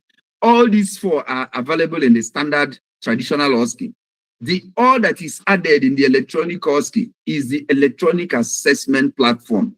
You bring up the electronic assessment platform, which now makes the assessment more reliable, more objective, easier, and every other thing. And we're going to mention all that. Next slide. So what is the role of the candidate? I won't too much time here because this is what happens in the normal standard OSCE. So let's move to the next slide. The candidate is there to do his own exam, demonstrate the competence that is required. And the examiner is there to observe performance. But this time around, the difference is that this examiner will use electronic scoring tools. And he's also going to provide feedback, either through his system or whatever. That's the difference. The role of this examiner is here. Standardized patients are the normal standardized patients we all already know. They are already trained and they will portray clinical scenarios consistently as required. Next slide. Now, the electronic assessment tools that we are looking at now, examples, you can see that we can actually use, if not the learning management systems which will come up, we can also use customized OSCE softwares. There are now customized OSCE software, and that's one of the things I will present to us here, because in Nnamdi Azikiwe University, one of us in Nnamdi Azikiwe University has developed a customized OSCE software that can do everything based for us. Our director of ICT, Professor Onyenwe, I worked with them while I was the chairman of the faculty of ONG with all our ONG standard setting sets, and we're able to develop an OSCE software. You witness it because he's going to demonstrate it tomorrow practically. We can also use a table-based scoring application, tablet-based scoring applications, which is also part of what he has developed. And these are tools that are available to us, and we can use. These are the electronic assessment platforms. What would they do for us? They can track the candidates. They can track the candidates, follow their process, question to question, station to station, every other thing that is happening with that candidate. Score recording will be there, automated. As soon as your record, put key in any score on your platform, the control system will be receiving your scores real time and monitoring what is happening. Automated calculations will be done. The system will be doing the calculations. It's not you again to start calculating your numbers, 1, 2, 3, whether you made mistake or not, but the system will be doing it. There is also automated data collection. These are the things electronic assessment platform will do. And of course, by the time you have finished, your data is secured. It is also stored for you, and analysis can be done. Once you key, give me this, give me how many students passed this particular station, how many students did this, scored above this in this station. Even difficulty of every station can be analyzed at the press of a button. This is what electronic OSCE brings on platform. The types we have seen that can work with us is tablet-based, video-based, complete vector.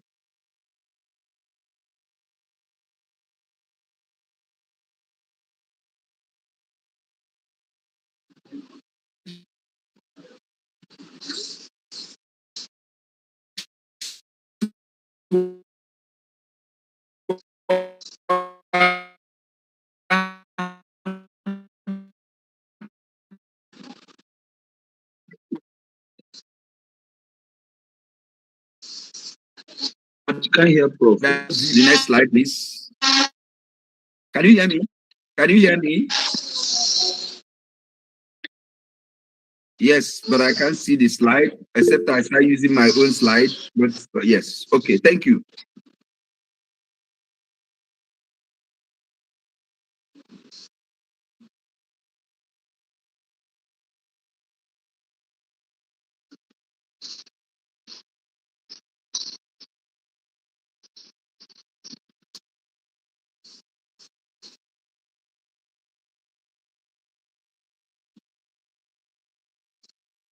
The tax you as treatment, the electronic skills are, and they can use.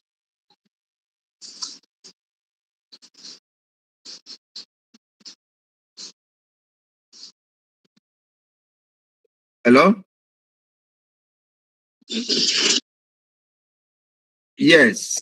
Sorry, some interruptions on network. Now, when you are on this tablet-based electronic OSCE, you can use your phone, you can use a tablet, you can use your laptop, whatever system that you have. This software is feed into your system, you log into it, and it will give you, for instance, all the checklists will be on your tablet. All the exam stations will be on your tablet, particularly any station that you are in, you have everything. So you have the electronic score sheets, and you will be recording on the electronic score sheet, just like you tick in as you're filling your Google form. Any question that the candidate is answering, you will be ticking it on your tablet, as if to say that you're just filling a form or ticking all the correct points and everything. And this is real time. The data will flow immediately from your system to the control station, where you now have your situation room, just like those who are doing elections, and you can do that. Video-based, candidates will interact with through video conferencing. This is where you now use a video conferencing equipment and set up the OSCE stations and every other thing. And through the video, you can actually interface with the individuals. And different examiners, if you have multiple examiners can stay at their own different stations, and they can all be on the video and all the conferencing system and connected, and they can watch the candidate in the video do all that the candidate is supposed to do, and they'll score the candidate. This, I mean, the availability of telemedicine assessment, communication skills, history takings, all these things can be done, and everything is on video-based platform.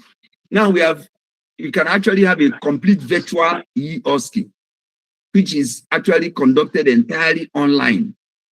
People will be at their different places, just beyond video conferencing. Everybody will be at the thing. We can actually have a hybrid OSCE, where You may be the candidates, you may bring the candidates to a particular center, and their candidates will be physical there on a physical station and every other thing, with people to supervise them and monitor them so that you make sure that they are not, nobody is interfering with what they are doing.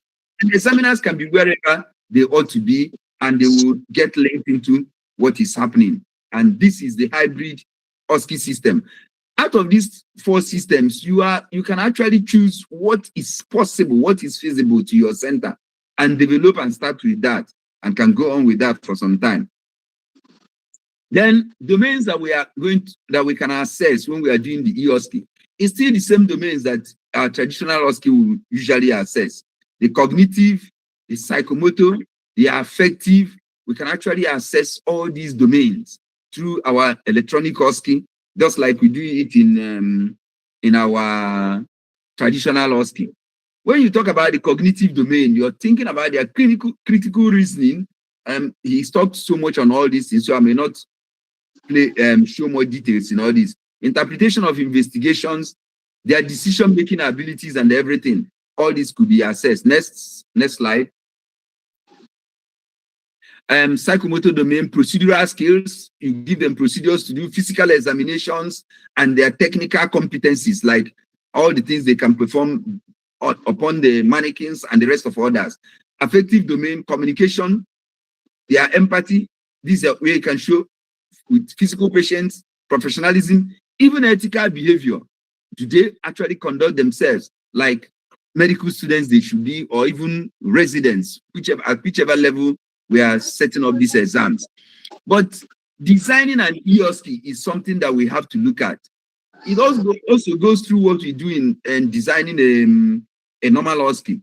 You have your blueprinting, you have your station development, but here technology selection is added. And of course, you have to pilot test this technology. But let's go further in the next slide to look at the blueprinting. What do you do in the blueprinting? You align your learning objectives with the assessment of stations that you want to do. If you want to test a learning objective that you want to say, oh, I want to test how they can take history, you set up history stations and the rest of the other assessments. It ensures balanced competence. A typical example I showed here is, in your blueprinting, you will say history taking will take about 25% of this OSCE setting. Physical examination will take another 25%. Communications will take 20%. Clinical reasoning will take 20%. Professionalism will take 10%. So when you do this, you will now know how many history stations will I put, how many physical examinations. This is what will give you the weighting of your exam, so that you be sure that your exam is properly covered. The station development, you have to develop the candidate instructions. And what is important in e-OSCE is that as you're developing these things, you're developing them to be compatible with the system you have chosen to use. The examiner instructions will all be there, because these are the things that will play out on the system. Once you open up your system, if you're an examiner, the examiner instructions will appear to you and you will read the instructions. The checklist and the rating scales will also be developed and they will be available there. And of course, the station materials and the equipment. What do you need at each station? And the materials you need at each of the stations and everything. These things are the things that will make you say that you have developed a station. Now, selection of the technology that you want to use. You have to consider the reliability of this technology you want to use. Particularly, tablet-based, it seems to be what I can say that will be easily adaptable to our environment, and we can work strictly with our environment. You have to choose what tablet you're going to use. Is it touch screen, so that the person will not need to use to start finding his mouse or finding every other thing? So a touch screen based tablet will be very, very compatible and very useful to us in our environment. Your Android phone could also be a very good one, and your laptop, of course. But if your laptop is not a touch screen, it will delay you in what you're doing. Security. When you're choosing this technology, which is actually if you're inputting data into it, you must ensure that there is adequate security of data. And of course, I mean, you must have a good IT expert to back you up and to support you with what you're doing. So all the fireworks will be there, so that somebody will not hack into your system or break into your system or leak up whatever is happening there. Of course, password coded and the rest of others. User-friendly. That's why I was talking about having a touch screen would be okay, so that it will be user-friendly. And of course, your data protection compliance. You must know what all the rules and regulations, both that of our institution, that of the nation on data protection, rights and privileges. These are all important. Next slide. Then the step 4 is pilot testing. You have to conduct mock examinations using all these steps we have mentioned to be sure that technical issues are sorted out. If you don't do mock examination and you don't try your technology may fail you on that same day that you're supposed to deploy your OSCE. So there must be mock examination. Timing of problems will also be there. Scoring inconsistencies will be looked at so that you know whether are the scores coming into the control station as at when due, and whether your calculations or the what do we call it, the equations you have done and the programming of the systems, whether they are adding up very well. These things must be done. And you now have to move to the next level to conduct this OSCE, electronic OSCE. Before the examination, candidate orientation is very important, because if you're moving into this OSCE, you must orient your candidates. And the candidates must know that this electronic technology is being used, electronic tools are being deployed, and every other thing. And they must know that these things are reliable. Examiners must be trained also in the use of this technology so that they know what exactly to do. Then the technology testing also is very important. You must test. If you're using gadget, everybody must test the gadget is going to use that day. If there is internet, the internet must be ensured to be steady and stable so that we don't have failure, just like we are having interruptions as we are going through in this lecture. And during the examination, station timing, how to time the stations and how the candidates will move, real-time monitoring, because protoring is also done as part of electronic OSCE. If, for instance, is the video situations, cameras are installed and cameras are watching the candidate and candidates are facing the cameras and walking through with the cameras. These cameras are important because they will also help us know when somebody is doing something that ought not to be done. And it gives us opportunity that you can actually review electronic OSCE station. If somebody, like the video OSCE, you can play back the video if somebody is arguing that, oh, I did well here, I did well, I did well. And the person will also look at the mistakes and every other thing. So the electronic scoring sheets must be standard and the technical support must be there. You must have your IT team so that if any situation arises, this is technology, and technology may develop fault at any point in time. So the technical support must be available and they must be ready with everything they can do to make it work.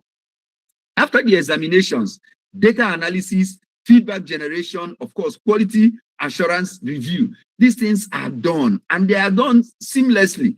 It's not like we do our traditional OSCE. And every time we are asking ourselves, can we have the difficult index of a particular question? It's difficult for you to calculate it when you're using our traditional OSCE. But in electronic OSCE, you can easily calculate it and just by click of a button. And that's why electronic OSCE is the way to go. Scoring methods. The scoring methods that we can easily deploy will be the checklist scoring. And we all already know what is checklist. The difference between the traditional and the electronic is that while in the traditional, you're using this checklist in paper and pencil, and you're marking with your paper and pencil. But in electronic OSCE, this thing has been migrated to a computer-based scoring so that you can now be ticking and everything, just like we have migrated our MCQs from MCR, Scantron, and every other computer-based testing. So these things can go there. Global rating scales are there and automatic calculations will help us. Next slide. Next slide, please. What is the advantage of electronic OSCE? It improves efficiency. It enhances data management. You can manage the data you have received, those who have passed, those who have failed, difficulty of each of the stations. You can manage it. You can juggle your stations and everything. It reduces administrative cost. All the papers we need to print, and every time we are doing OSCE, we don't need to print all those checklists again, because just a click of a button on your system, your checklist opens to you and every other thing. Better feedback, because every examiner can give you a feedback on every question, every line, every checklist, every point on the checklist, you can get your feedback. And this is good for even fine-tuning what we are doing, making it better every time and the rest. And remote accessibility, you can do it from a distance. And that's the advantage of electronic OSCE. Next, I'm almost at the end of my presentation. Challenges of e-OSCE. Technical failures. Technology we must have technical failures as something. And that's why it's important that you must have a strong technical team that will be there to troubleshoot and sort out whatever develops at any point in time, because this is technology. Cost is also there, but cost, just the initial cost. Once you overcome the initial cost, I tell you that the rest of the examinations year after year are profits to you and every other thing. And that's why it's only an initial cost. And if you overcome that initial cost, the digital literacy issue, it simply means that if we're going to do a e-OSCE, every examiner must be digitally compliant. If an examiner is not digitally compliant, he cannot be part of what is happening in electronic OSCE, and e-OSCE becomes a challenge. So our examiners, we have to up our skills. We have to improve on our digital compliance, because these things are coming and we can't run away from it. Security concerns. Security concerns are there because of leakage of or transmission of data and everything. But what people have done in these security concerns is every examiner has his own key and his own login details. And so you are the only one who can log. And usually the checklists are done in such a way, technology is there now, that you cannot copy that checklist, you cannot forward it, you cannot duplicate it, and every other thing. These things are what systems can do for us today, and they are all available. Quality assurance is also there, because with examiners training, with all the standardization and statistical analysis that we can do, and with the feedback mechanisms that are there, it simply means that the quality will continue to be improved, will continue to be maintained, and electronic OSCE will be the way to go to make things better for us. Ethical and legal consideration, confidentiality. Yes, the confidentiality will still be maintained. Like I've said, every examiner will have his own peculiar login details, and the examiner can only see the checklist that he is responsible for, which is the station where you are, your own checklist. That's the only thing you can have access to. You cannot have access to another examiner's checklist, another examiner's station, and everything. So these are the level of confidentialities that have been put into this. And once everything is finished, of course, the coordinator, who is the main examiner, will be in a position to know what every examiner has scored. And you see, this gives us the reproducibility that we need for whatever station, for whatever system that we are running. Data protection is also there, because secured and on our platform and every other thing, and informed consent. If we are doing video, for instance, if it's a video OSCE, the person, we must get consent of all the participants, examiners, and candidates that they are going through an electronic OSCE or video OSCE, that they will be recorded. And of course, recording also helps us to replicate or to reproduce what we have done. And that's where the informed consent comes in. Next slide.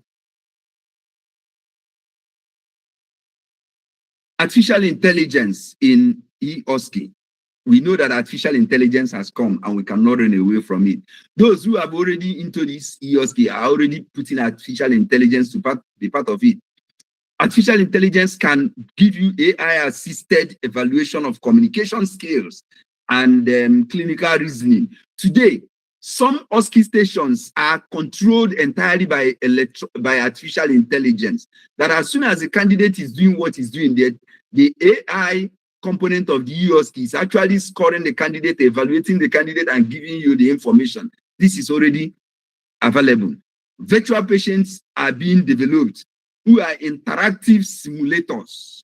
These interactive simulators, as you're doing whatever you're doing through AI, they are also responding to. If you give them correct instructions, they respond correctly. If you give them wrong instructions, they will not respond. And these things are already working with us now, and they are available.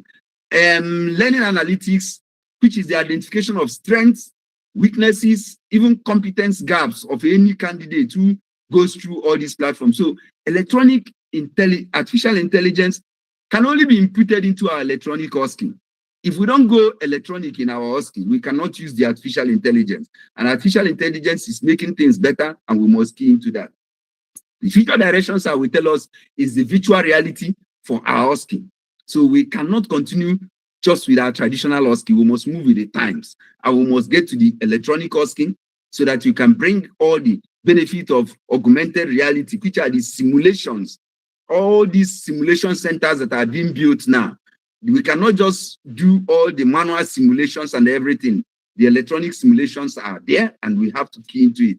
AI-powered feedback systems are already available, and we must use these AI-powered feedback systems to improve what we are doing every day. The global remote assessment is that over time now, we can do exams. An examiner can be in America and participate in our exams because this is electronic OSCE platform and the person can key into it. And integrating this to telemedicine and our training makes it even the better in everything that we are doing. So in conclusion, I will tell us that eOSCE enhances reliability, makes efficiency, improves efficiency, and of the scalability of our clinical assessment will be much better with our electronic OSCE. Digital assessment will continue to grow in our health professions education. And it's for us to actually key into this development and not be left behind. And I want to tell us that Nnamdi Azikiwe University is not lagging behind. We already developed our own OSCE software. And what is left is for the faculty to key into it and be in a position to release this, and we'll start. And we'll be the first university to actually start our electronic OSCE and our electronic platform. Our West African College of Surgeons will soon deploy it, and everybody will key into that. Thank you, and God bless you. This is my last slide. Thank you.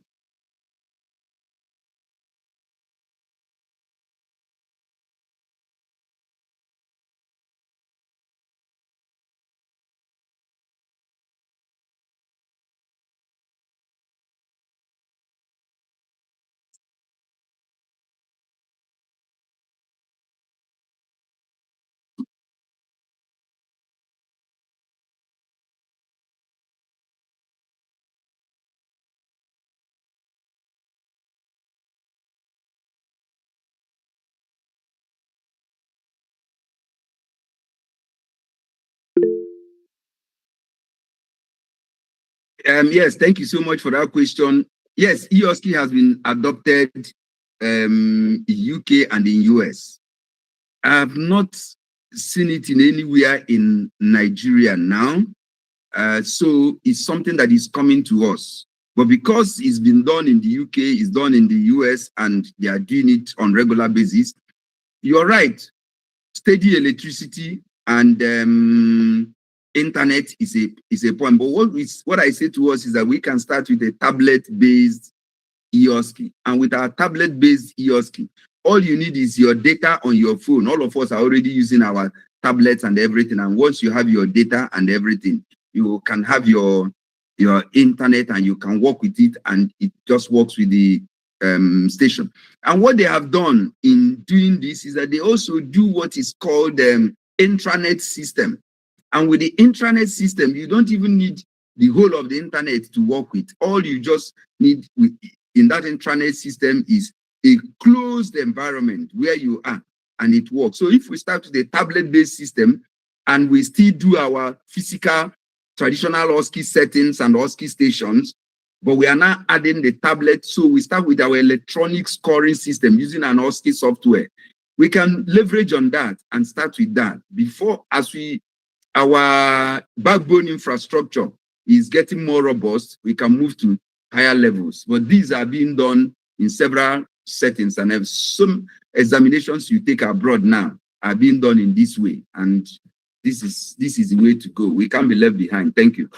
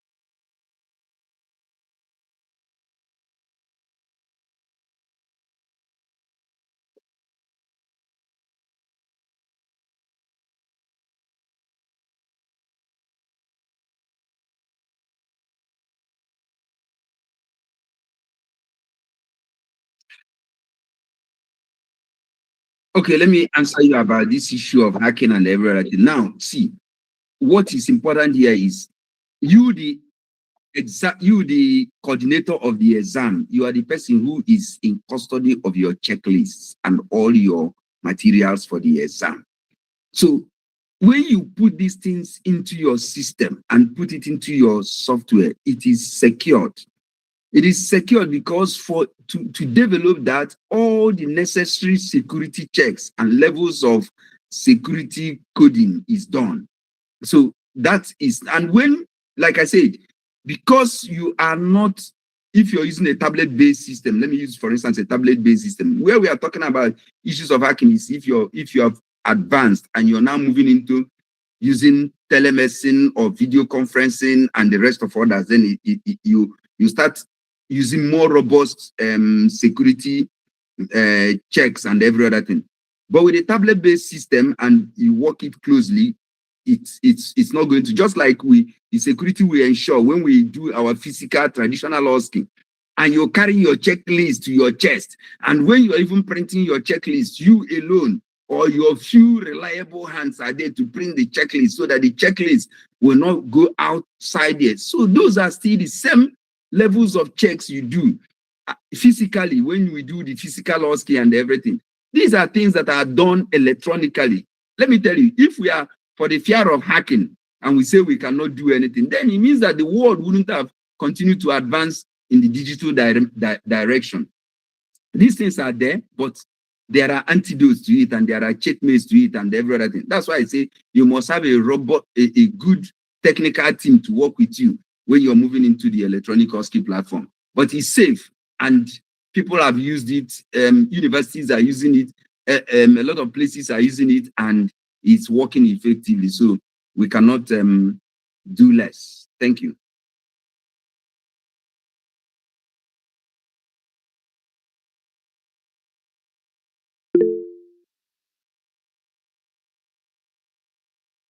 Yeah, responsibility. No, it's not the responsibility to any exam. Is the body offering the exam. So if it's our faculty exam, it's the faculty that takes responsibility. And of course, the head of the faculty is the dean. So if we have any breach in our traditional exam, who takes responsibility? It's the same thing.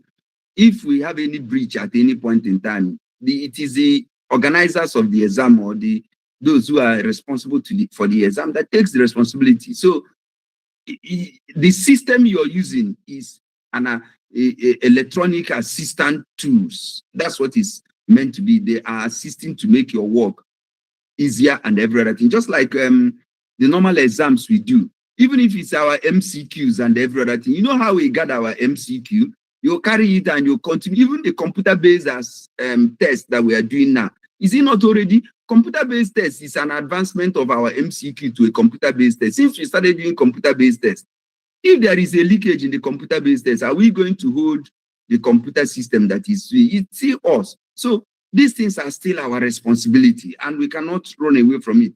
The technical group are supporting us and assisting us. And if we train and work with them very well, we can also deploy our electronic OSCE, just like we have deployed computer-based tests now. And it makes life easier for everybody. Remember what you go through, photocopying OSCE checklist and every other thing, and working with it and trying to sort it out and making sure that the number is complete in every station and the rest of other things. These things will be a thing of the past. And I mean, the person will just log in with a secured passcode and everything, and he will get the checklist and he will work with his checklist. And like I said, effort has been made to ensure that those checklists cannot be duplicated, cannot be screenshotted, cannot be even forwarded to another person and the rest of other. These are all the security checks that have come into the digital system. I must say that digital system has a lot of securities that the world is moving digital because it's secured. Thank you.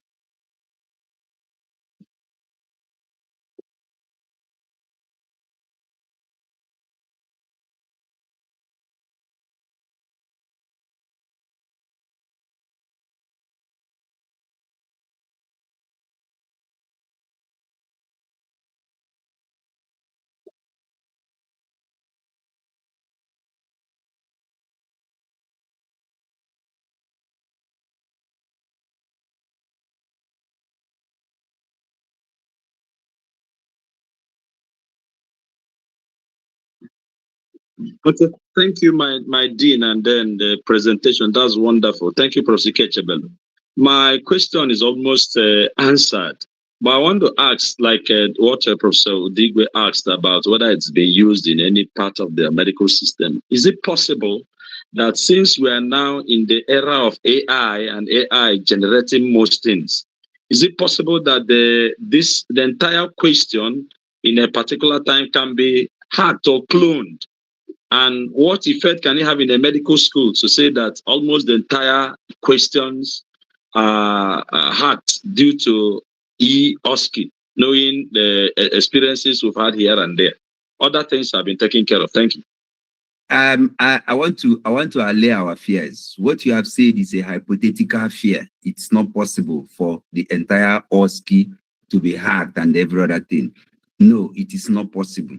And I want to tell you that we have actually test run this thing, even in our own department, O&G department. We have used this electronic scoring system in one of our exams to test run what the platform that Ike Onyenwe developed, and it was fantastic.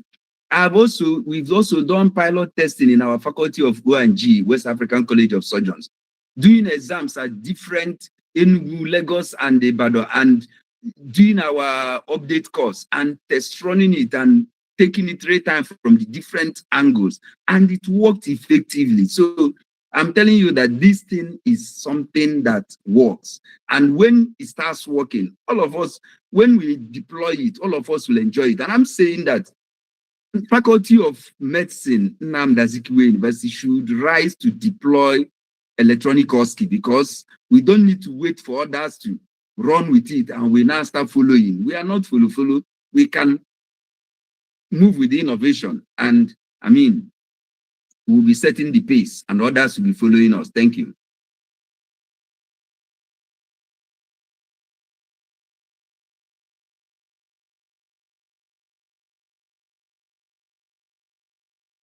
Hello? Hello? We can hear you. Thank you, Prof. Thank you very much, Prof. Yes.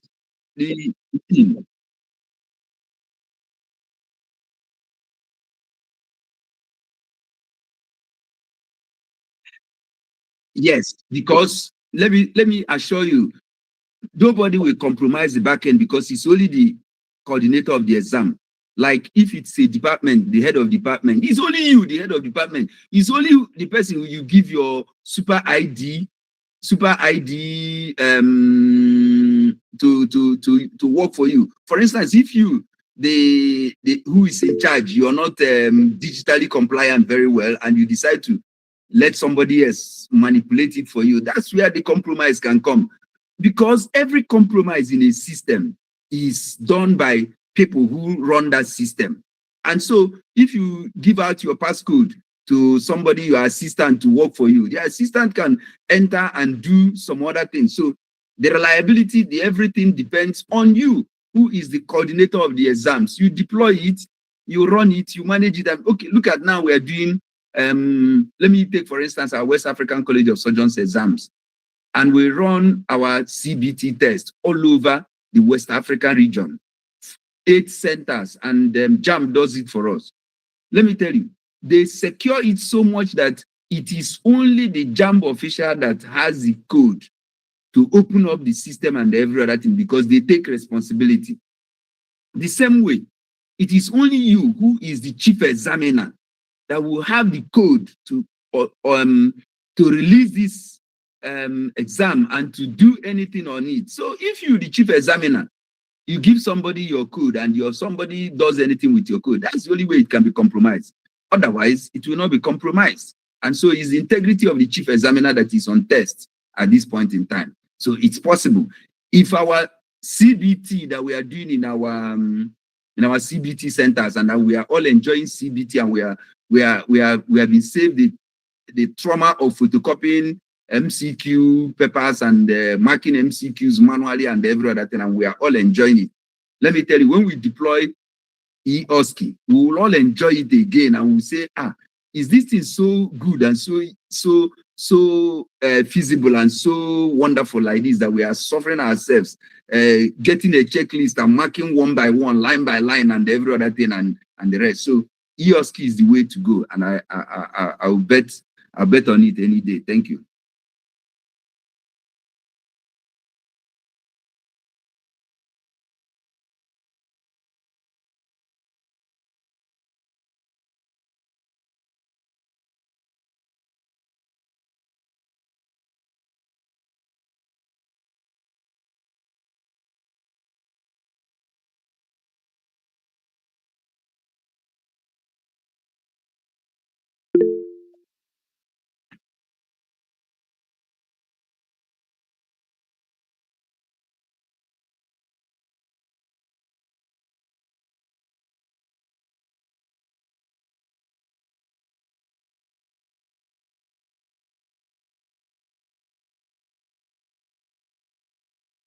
Good luck by 8:30. The person that's taking his course. Hey. You no go sleep today. That's it all.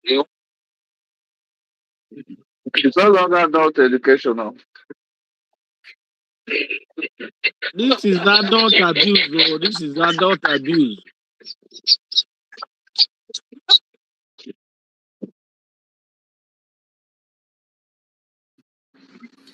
The five.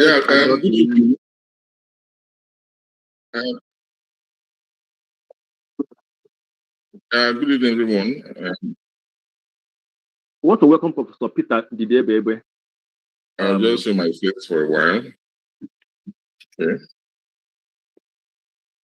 He's a professor of obstetrics and gynecology. Tonight is the night of the oil and gas at Delta State University, Abraka, and he's the immediate past president of the National Postgraduate Medical College of Nigeria.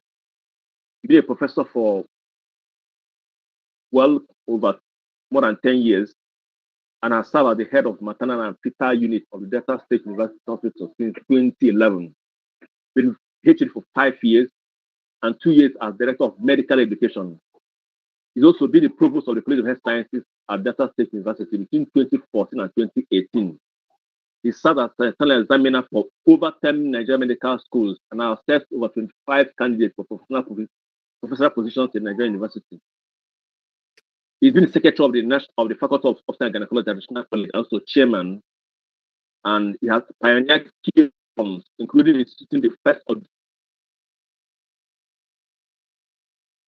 faculty accreditation guidelines, and then pioneering the adoption of OSCE for PG clinical exam, the first in South Africa. They also pioneered the use of standard setting for PACS scores and adoption of competence-based curriculum with workplace assessment in 2020, and also pioneered the establishment of residency sub-specialization tracks at the Faculty of Obstetrics and Gynecology. He's won the award for the Best Decision Supervisor Prize in 2022. I've chaired over 40 accreditation panels. And like I said, he's been a past president of the National College and has been an examiner for both National College and West African College. He had many publications, over 80, has co-authored 5 textbooks, and been a member of SOGON and been a consultant to the WHO. Had also launched his competency-based medical curriculum, both in Johannesburg and in Nigeria. Married with children. Ladies and gentlemen, I would like us to welcome Professor Peter Ndidi Ebebe. Prof, you're welcome to the class. Thank you, sir. Okay. No, please. Hello. Please, can anybody hear me? Let me just say you're hearing me. Thank you very much. Thank you very, very much. It's an honor to be here. You know, this wonderful university that has a lot of senior colleagues, some of my fathers at your university. You know, wonderful colleagues. I don't want to call them now. I would waste quite some time. I can see the son of Wakui there, one of my guys. Approved. So, let me apologize that I'm coming in a bit late. those of you who are conversant with what happens around, those that same deccan in my universities on strike, and somehow today I wasn't planning to go to work because we're on strike, but my VC called the emergency meeting at 2, so I had to drive down. So I just barely got home, from that meeting. So please, we'll just take it. I didn't have the honor of listening to my distinguished. I came in when Joe was presenting. I didn't have the honor of listening to our guy present, but I'll just go straight. We don't have so much time. So we're looking at curriculum design and effective teaching strategies. I noticed somebody pointing out that this is normal.learning. So please, regarding how much time do we have? So I know it's quite late. You've been on this for more than 2-3 hours now. So how much time can we spare? Okay, what I'll just do is a few of things that are meant to explain that apparently 30 minutes will not be enough to. Don't share these slides with them. I might need to enrich the slide a little bit, add a few more things, so that those of us who take them can study a little bit more. Okay, so we'll just go on. First, we're looking at curriculum design and effective teaching strategies. And this, I consider this extremely important, for different reasons. If you ask the average trainer, can you see my screen?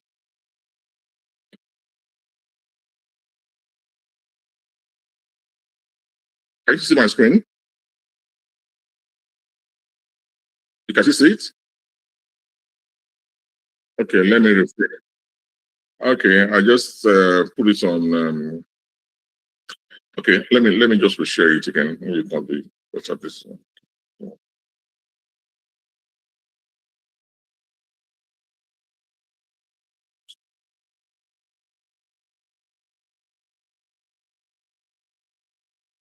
Can you see it now?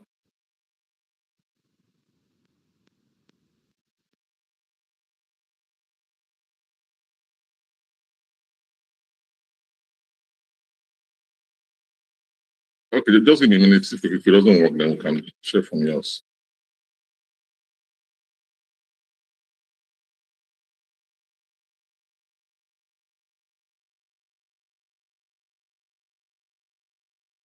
I guess you can see it now. Yeah, we can see it now. All right, thank you. So, okay,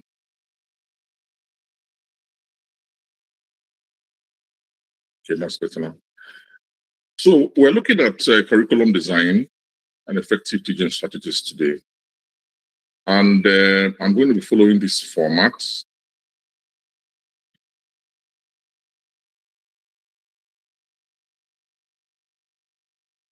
For whatever reason, it's not moving the way I want. Maybe we can share it from your own side. I don't know what's the problem. So it's a safe time. Okay. All right. All right. Thank you.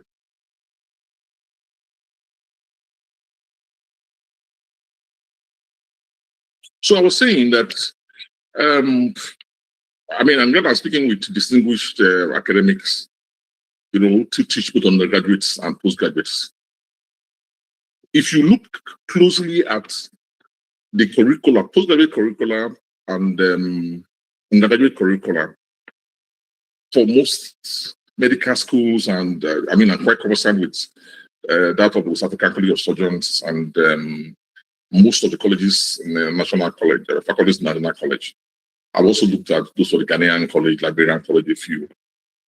It is difficult to draw a line between, the undergraduate curriculum and the postgraduate curriculum.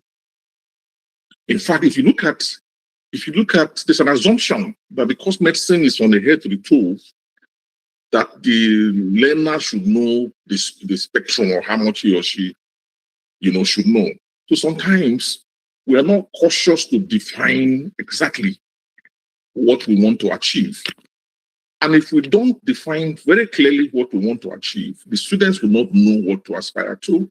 The society will not know what to expect, of our trainees or those that will train. And then we ourselves will not have a standardization we will not have standards across people training in different centers. So if I say, for example, that anybody that's trained in a non-teaching hospital, university hospital, should be able to do ABCD. It means that if you take the weakest among them, you can do it. But I'm not sure most of us can boast clearly that this for the students that we have trained, whether in my institution or in your institution, on UCH Ibadan or in Uniben, that they are the same. That there are outcomes that we can use to measure them, and that outcome in 98% of cases is the same. You find the excellent students who are perfect, exceed our expectations. Then you find the ones that at the back of the class, who I'm not quite sure what they are. In the sense, we won't get tired or fed up, we'll just let them go. So when we talk about a curriculum is a comprehensive plan or blueprint, for educational programs. So it clearly outlines exactly. So exactness is what makes a curriculum. Being definite is what makes a curriculum. Being measurable, being quantifiable is what. So if I say the outcomes of the labor work posting in Ops and Ghana are ABCD, I should be able to measure whether this student who has gone through that posting has achieved the objectives. If I'm not able to, then something was wrong with the curriculum. So the curriculum defines how the materials will be taught, what resources will be used, and how learning will be assessed. A curriculum encompasses more than just a list of subjects. It includes the overall goals, the teaching strategies, and the expected learning outcomes. So the core components that we're all familiar with: objectives, content, methods, assessment. Some time ago, I was involved in a work, a few of us consultants working on WHO. So I had to get quite a lot of, medical undergraduate curricula from across the country. Because I was working on the undergraduate curriculum, I worked with somebody else who was a surgeon, from a different country, and somebody else who was from Zimbabwe. So we look at curricula from different countries in Africa, except for the ones in North Africa, and you get amazed how they differ. But what hit me was that for the Nigerian curricula, there was so much difference in how we call it, the approaches, how it's, and you start asking yourself, this is all go to the NUC or go to the MDCN. Why is there so much variation? That's why I was so glad when the dean, called me, about this, So I'm glad that we can look through this. And let's like this. So I'm relying on you to help me move the slides.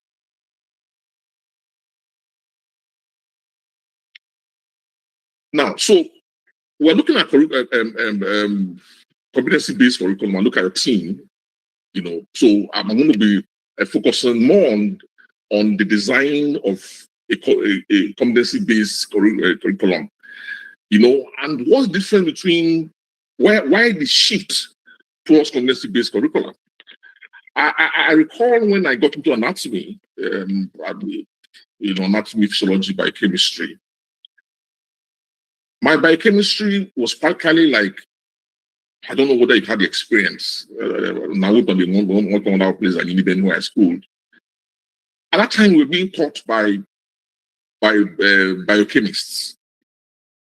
So practically, my biochemistry was all of biochemistry. There was no difference between what I was taught as a medical student and what, and a BCH major was taught. The textbooks that we use are practically the same Leninger, Stryer. It was the whole of Leninger, the whole of Stryer. So you just bought the book and you started reading from the beginning and you finished at the end. and then you went for your exam. You were required to, every structure you put in your head, of course, after a week or two, you forgot them. I don't remember your research just now. So, looking back, you ask yourself, those who were teaching us, did they have a clear idea of what they wanted us to achieve? Because much of what they measured in the exams that we had achieved within a short time was not achieved anymore. We lost them. So competency-based curriculum, or education, it's the same thing. It's a shift in a sense that in preparing the curriculum, you actually start from the outcomes. You define the outcomes. In the traditional setup, the emphasis was more on what you were taught, on the activities you had to go through, the practical, whatever. Not too many persons measure the outcomes, whether they were achieved. Yeah, we tried in the exam, but even measure the exams was not so specific. It was subject to who said the exams. I recall at one time there was a change in my anatomy lecturer. They made the history of anatomy. And that was still the complete change in how difficult the questions were, how they were said, and so on and so forth. So a competency-based curriculum, as different from a traditional curriculum, emphasizes the complex outcomes of learning, rather than mainly focusing on what learners are expected to learn about in terms of traditionally defined subject content. So I will expect, for example, now, since we are all teaching medical students individually in University, that Nanyuka University, the Faculty of Medicine has clear outcomes to say our medical students will be able to achieve this, to do this. I mean, and they advise you not more than 20 outcomes, clear outcomes. You need to take a history and whatever common cases, across disciplines. You should be able to do basic investigations, clear cuts, offer treatment, rather than therapy. Just define it. And when you have defined that, and that's where the work is, each faculty or each department now keys into it. And now from it, measures down, to define what that department contributes to the whole curriculum. So the emphasis here is that a competency-based curriculum focuses on the outcomes. The same thing with the competency-based education. It's an outcome-based approach in curricular design. So you start from the outcomes. And the design I'm going to be talking to George today starts from the outcomes. And the whole is to emphasize mastery of learning and the application of knowledge, skills, and attitudes in the context of performance. So the emphasis is what the candidate can do, rather than whether the candidate can reproduce knowledge, and so on and so forth. And I was pointing out earlier on, if I'm teaching medical students, if I'm giving a lecture, on bridge delivery, I don't expect the medical student when he comes out to be able to take a bridge delivery. He's not allowed to, as a general, medical officer. He's not allowed to. Ideally, he should refer. What I expect of that medical student is not the same thing I expect of a postgraduate registrar or senior registrar. So the curricula should, for the two individuals, should clearly define what I expect of them. I felt we could define some things. So we're going to be using knowledge, attitude, behavior, skill. We're all extremely familiar with them.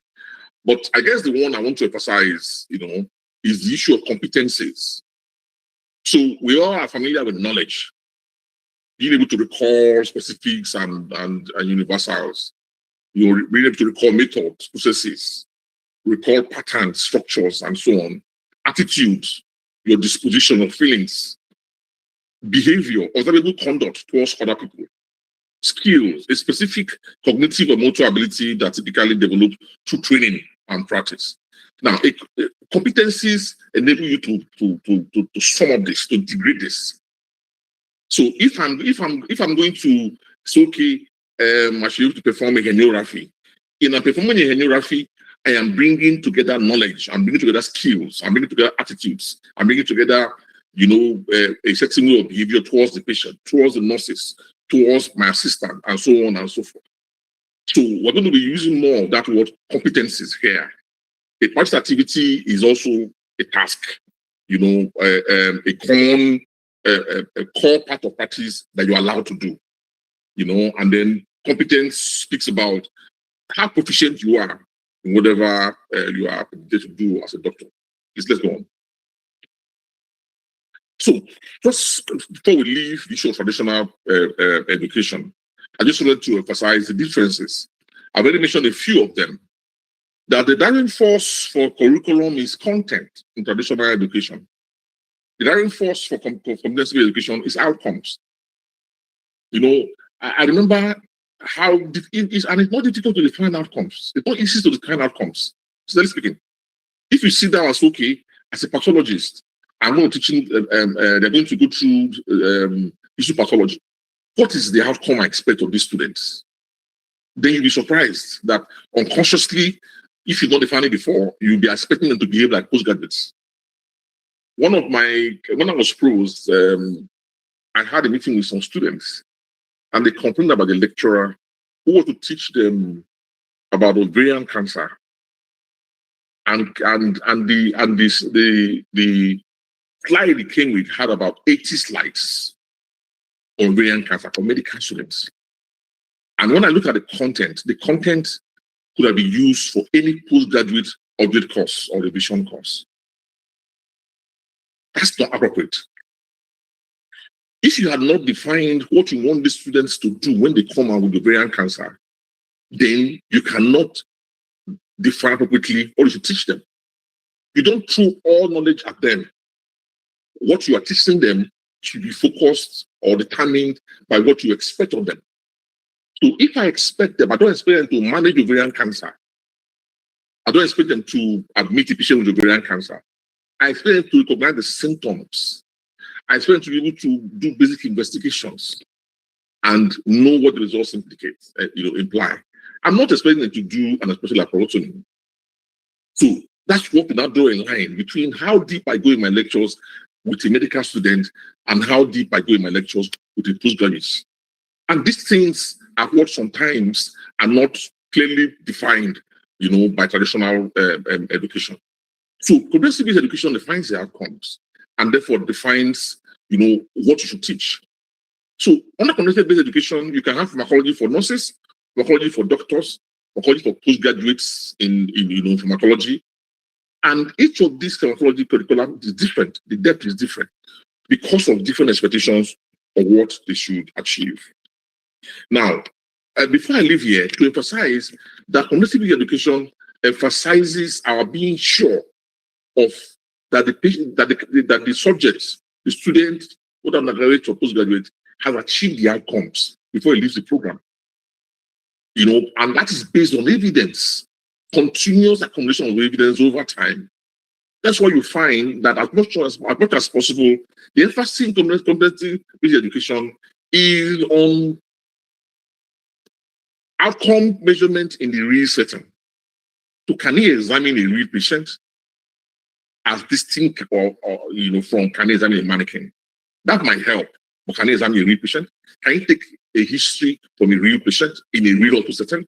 Because I know that my expectation of him is that when he leaves, when he finishes the MBS program, he should obtain a history, basic history from a patient with a gynecological complaint, or a complaint in internal medicine or surgery, and so on and so forth.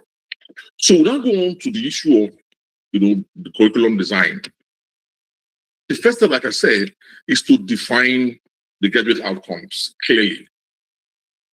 And for the departments, whether O&G or pediatrics, it's assumed that your university has a defined outcome for the medical program. Please, if you don't have it clearly outlined, dean, set up a committee and draw that. It helps. It helps. Because if you don't do that, everybody's working on their own, and you will find how it becomes more difficult. But when you have defined centrally what you want to achieve, it becomes easy. And there are so many ways that you can do that. I'm not going to emphasize the first one. The WHO has 24 essential competencies that it can outline. Those competencies go from the issue of obtaining information from patients, from their relatives, assessments, relationship with other workers, making decisions, dealing with unforeseen circumstances, making reports, health reports, or reporting emergencies, different competencies. You can use that. You can also use practice activities. But for this one, I'm going to provide the next one. Please go on. But that's what we are all familiar with. Whichever one you choose to adopt, or whether you choose to, combine all of them, it doesn't matter. But the crucial thing that you define the outcome. For example, if we use a practice activity, you can say one, that the graduates should be able to gather information through interviewing and assessment. That's why using, because the ritual outline all these practice activities. And then how does it do that? Obtaining the patient's consent, and so on and so forth. You break it down to the tasks that demonstrate that he or she could achieve them. But let's go forward. I want us to use the one that we're extremely familiar with.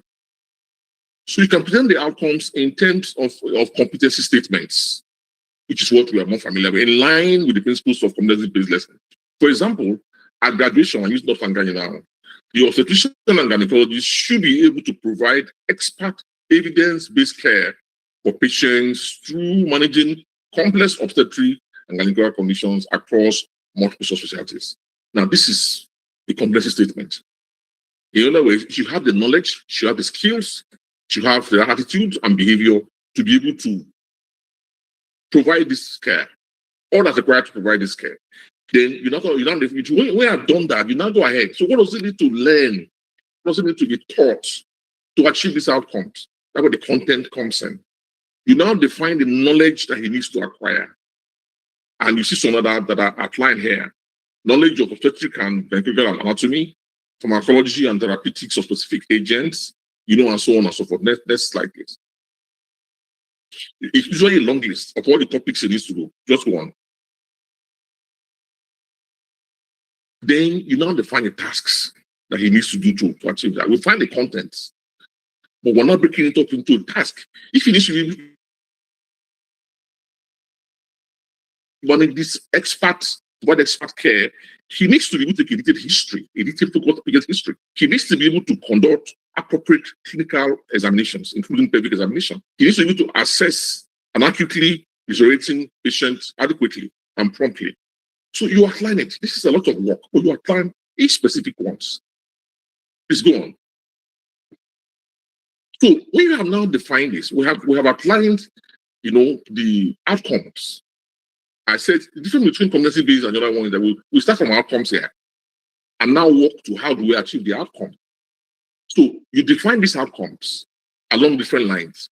Able to take a history, able to manage common cases, able to do investigations, able to do basic, and so on and so forth. Up to therapeutics that he needs to offer. If he's involved surgery, it's a surgical discipline, the basic surgery should be able to do. Then you define knowledge, content that he needs to achieve that. You define it. Then you define the tasks, that he needs to be good at, the skills he needs to acquire. So the next thing is now to organize this into modules. So this content you have outlined, you organize it into separate modules. So you find that competency-based medicine emphasizes more of modules. The closely related whatever that enables you to achieve competency, specific competency you define, and now group into a module. So I'll give an example. For undergraduate education, we might have module pathology. Team 4, for example, anatomic pathology and forensic medicine, will define a time. Theory with things that we need about. When you define the content that's required, that will now break it down into lecture hours and all that. With the usual practical hours, be equivalent 3 hours being equivalent to a full lecture hour. And then you go on to define practical hours. And then with that you now go on, define the module description of what's this for. Define the outcomes of that module. So look at this one, for example. I'll just give you an example. At the end of this module, the students should be able to correctly explain the pathological mechanism underlying abnormal function in medical and surgical conditions. This is a medical student. We're not expecting him to be able to do a postmortem. but there are things we expect him or her to be able to do. Let's go on the next slide. So for that module, you define the learning outcome for that module. You should be able to interpret clinical findings, support diagnostic accuracy, and improve patient care outcomes. Then you now define the competencies it needs to be able to achieve that. So you see, we are working from our defined outcomes. So we are applying the outcomes. Okay. For a medical student who is trained in out, you should be able to do the following. So we are applying, let's say we have 10 outcomes, at which we incorporate all specialties. Each specialty now looks at its contribution to these defined outcomes and breaks it down, to its own outcomes in that specialty. From those outcomes, it defines the competencies, because it defines them in clear, achievable terms. Define the content, what they need to know to achieve that. Define the skills they need to acquire to achieve that. And then you go on. Each of these ones, you have specific outcomes you've already outlined, that you are not going to measure to say, okay, have you achieved the objective of this posting? Then prior knowledge and tasks, in other words, you need to have this foundation or else you're not able to understand this clearly. Next slide. So we can now from there move on, to how do we facilitate? Sorry, please go back. I want to just stop quickly on this. I was hoping that we will have time to do a quick on this. So how do we facilitate this? So lectures still remain. Nobody says we shouldn't have lectures, but competency-based medicine tries to emphasize the candidate, the students being unique and being able to take control of learning. So in addition to lectures or the usual practical stuff, we are being encouraged to incorporate. I will send you a list of all what's, So you define how you want to facilitate it. The common ones that you and I use in the clinics, are observation, learning by observation. So they watch you do a V, and then they do it. You know, to do an examination, they do it. So you can ask them to work in groups, and then the practice of mannequins and so on and so forth. I want to define adult learning better before I emphasize on this. That's why I'm not dwelling on it here. Then you define the assessment methods. The assessment methods, usually for traditional medicine, emphasizes summative assessment. So end of posted exam. My friends and colleagues, we need to move away from this singular almighty end of posting exams. Not only are they unfair, they have been clearly shown not to be a reliable method of assessing anything. We have different things that we're teaching students. Our emphasis is on the acquired ability to apply them. The best way of making them achieve the objective is for them to apply them. So if I say among objectives in internal medicine is that these students should be able to, examine the liver and examine the spleen. Examine abdominal viscous, and define enlargement and so on and so forth. The best method to achieve objective is for them to examine it, how well they do it. And that's a real patient in real time. I assess them and I document it. If I say you take a blood pressure, whether for patient lying down or sitting up or whatever, then they do it. Sometimes a student could go through your posting and not have this hands-on thing. And in the exams, we're laughing at them because they are still ignorant. Meanwhile, we should have assessed them earlier on. That way, we cannot budget. So part of what we must define in the curriculum, is how we want to achieve the objectives and how we want to assess achievement. And when it comes to assessing achievement, a continuous assessment program is crucial. Getting the evidence that they have acquired the knowledge from different mechanisms. Doing word rounds, from examining mannequins, if you have mannequins, doing V's, doing specula, if you're not Tangani, for example, if you're allowed to do an LP, doing an LP, and so on and so forth. and not relying on descriptions, traditional descriptions in an exam, in a theory. Nobody's saying we should actually completely let go of it. But we're saying that the best assessment of outcomes is that the students can do what you want them to do when they leave school during your posting. So if they can do it, then you are sure that when they leave school, they are most likely going to be able to do it. If a student is supposed to know how to do an exotomy, it shouldn't be doing house once he learns it. He should learn it from a mannequin, if you have, or something you improvise, and then we should watch him switch on that and end up with a live patient. And this thing should be scored so that the students know that this is what they want you expect of them, and they work towards it. Now, I wanted to do a little bit on learning theories because it's not something that we spend too much time on, in our training. Really, for many of us, the relation to many learning theories came up more because we were leaders and we had to understand what we were doing.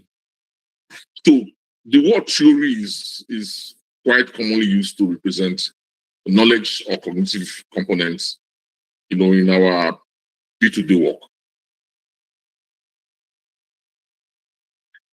The various learning theories in educational fields indicate that it is more like a set of principles, that provide an explanation of the working, of the concepts or the basis. People have likened learning theories to a script for a film or a drama.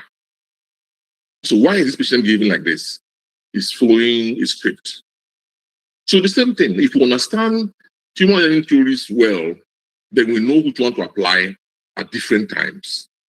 I know we don't have so much time. How much time do I have left? Sorry. I didn't go through the Sorry, Prof. How long do I have? Okay, thank you. Thank you. So we'll try and work with it.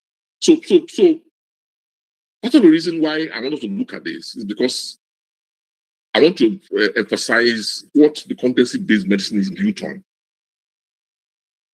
and why the emphasis is often on the participant and not on the teacher.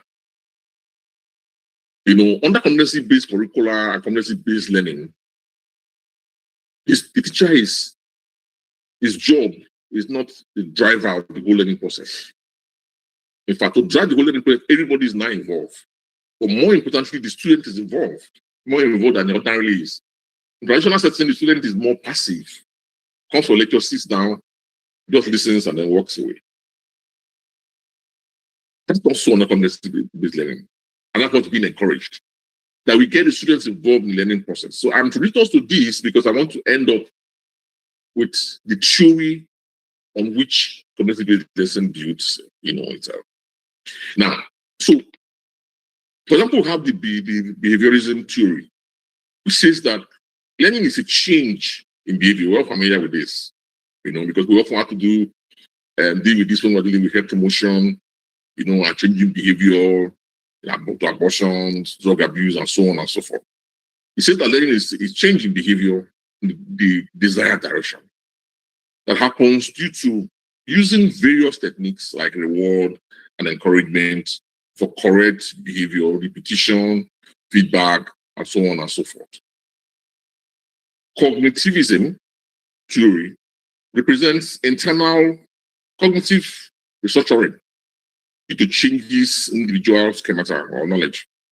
Learner uses cognitive tools such as insight, information processing, perceptions, memory to facilitate learning. It involves acquiring, storing, and retrieving information. The learner develops capacity and skills for effective self-directed learning.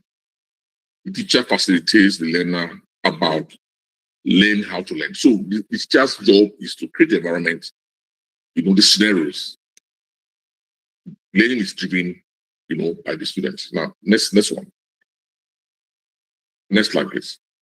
We don't have so much time to go through all of them. So just go forward. I'm going to give you all this. You can look through it. But the first thing I want to lay, please go on. Next slide. Next one. So I will go to the next one and come back to adult learning. Go to the next slide. No, before then.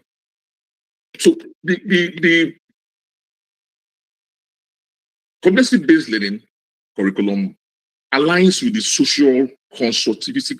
If you go back, just go back. Let me handle the social and the constructivity theory so that I understand them better. Now stop. So these two are the core basis of competency-based learning. It combines them, and if we understand them well, then we can apply competency-based learning very well. Constructivity simply suggests that learners' activity construct their understanding and knowledge of the world through experience and reflection. This application in medical education is in experiential learning and case-based learning. Medical students engage in hands-on patient care, reflecting on their experiences to develop clinical judgment. Clerkships and residencies are based on this principle. In case-based learning, the student constructs knowledge by working through real or simulated patient cases, encouraging active participation, and discovery. Now, social learning theory, emphasizes learning through observation, imitation, and modeling, especially within a social context. So, the whole basis of when we talk about seeing it, doing it, repeating it as a means of mastery, especially in surgery. Most of us are familiar with, okay, you observe, it's okay. First level of competence doesn't know anything. Second level is like assisting, has some knowledge, but needs to be helped. Gets to a point where he can operate that basic surgery with assistance. Gets to a point where he trains others. So we learn by observing, So in the same way, if we're going to assess this somebody who is learning, one of the best ways we can do that, and that's why this is core, is to observe him or her and say, okay, you're doing this. Yes. Thank you. You are doing this very well. And that's why the emphasis on workplace-based assessments, for example, direct observation of procedural skills. So let's say you're teaching a resident or a student to do a lumbar puncture, for example. This is procedure right now. And then you observe, oh, no, that's not how to hold the biopsy forceps. No, you're suturing, there's too much pressure, it's too tight. You watch him operate and see how he relates with the nurses. You're actually distant from your theater nurse. And so on and so forth. So you observe him, you reinforce on the areas that are, and then he observes what somebody else do it, if you're operating with him. That way he learns, he gets better. He learns and gets better. So more of it, of competency-based learning, emphasizes this too. There are a lot of these other ones that we can apply in narrow areas of learning. But this core, self-driven learning, providing opportunities for students to drive their own learning, whether through their own personal activities or through group activities, and then giving opportunities to observe, to learn, to imitate, to model, and so on and so on. So its application in medical education is role modeling and team-based learning. Senior physicians and residents act as role models for medical students who learn professionalism, communication, and clinical skills by observing and interacting with their mentors. In team-based learning, working in advisory teams, teaching students collaborative skills, and so on and so forth. So if you grew up, in an institution where most of the trainers were very impatient, and were very rude to their patients, you most likely will learn that. If you grow up and you have role models who are very nice to their patients and very nice to other colleagues, you unconsciously acquire that. So let's go back to the last slide now. Next page. Thank you. So competency-based curriculum aligns with the social constructivism learning philosophy, which views learning as an active, learner-driven cognitive process. In that context, learners actively acquire knowledge, skills, and behaviors through interactions with their peers, with the environment, the community, and mentors in real-life settings. The social cognitive philosophy acknowledges that each learner is unique and complex, therefore promotes active participation in the learning process. Social constructivity theory methods prioritize collaboration among peers, problem-based learning, web quests, and so on and so forth. I think we'll just stop there. As more questions come, we will answer them. But the adult learning methods, just one person, is the last but one slide. There's an argument on whether you really have, in quote, a theory of adult learning. It's more the concept, because adults differ. Adults are not one uniform group. Adults who are 20 to be 5 don't necessarily behave like adults who are 60 or 80 and so on above. But at least we know a few things. That adult learning tends to be, I put it as a theory here, but just to point out that is whatever is argued. It's not an agreement by authorities worldwide.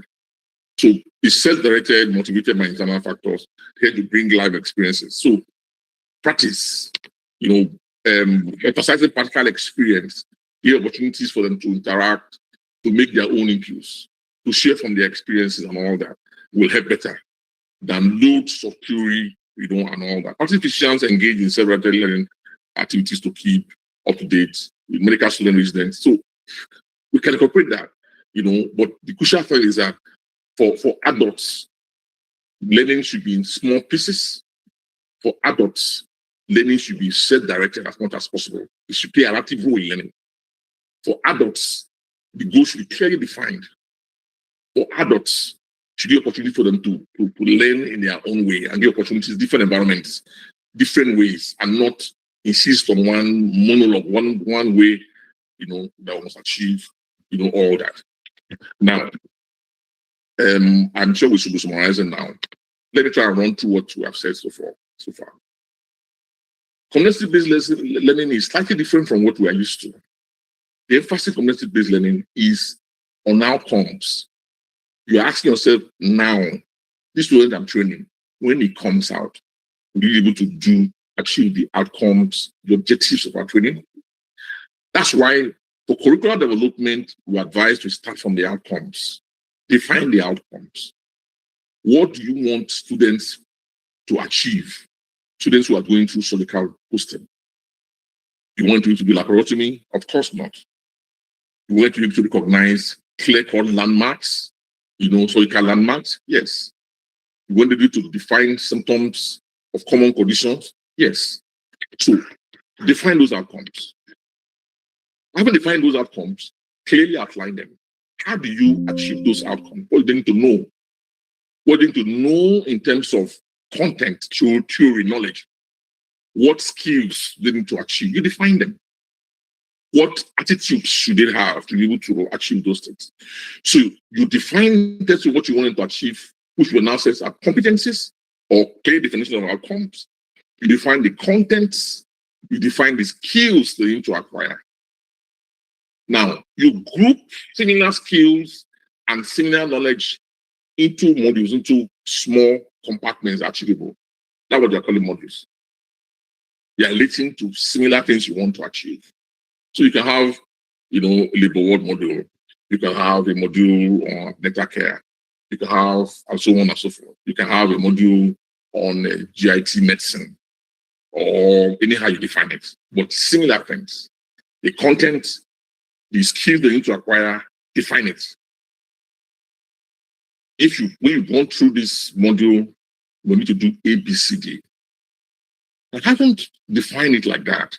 Then you are now bound to assess. Your assessment must now be about those defined outcomes. Because you are asking yourself in your assessment whether you have achieved the objectives of learning. This student has gone through internal medicine. Has internal medicine gone through him or her? Not just by being able to reproduce knowledge, but by the skills, that the tasks that you feel he should be able to do when he starts practicing. And the student goes through to the posting and acquiring this. At the end, they all come together to form the doctor we have all desired, from the outset. Okay, I'm going to stop here. I was hoping that questions come in and perhaps others with contributions will clarify things better. Okay. Thank you.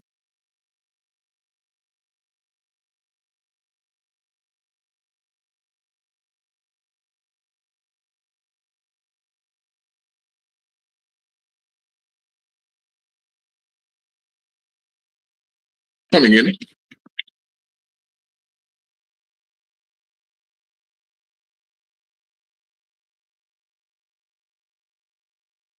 Multidisciplinary practice where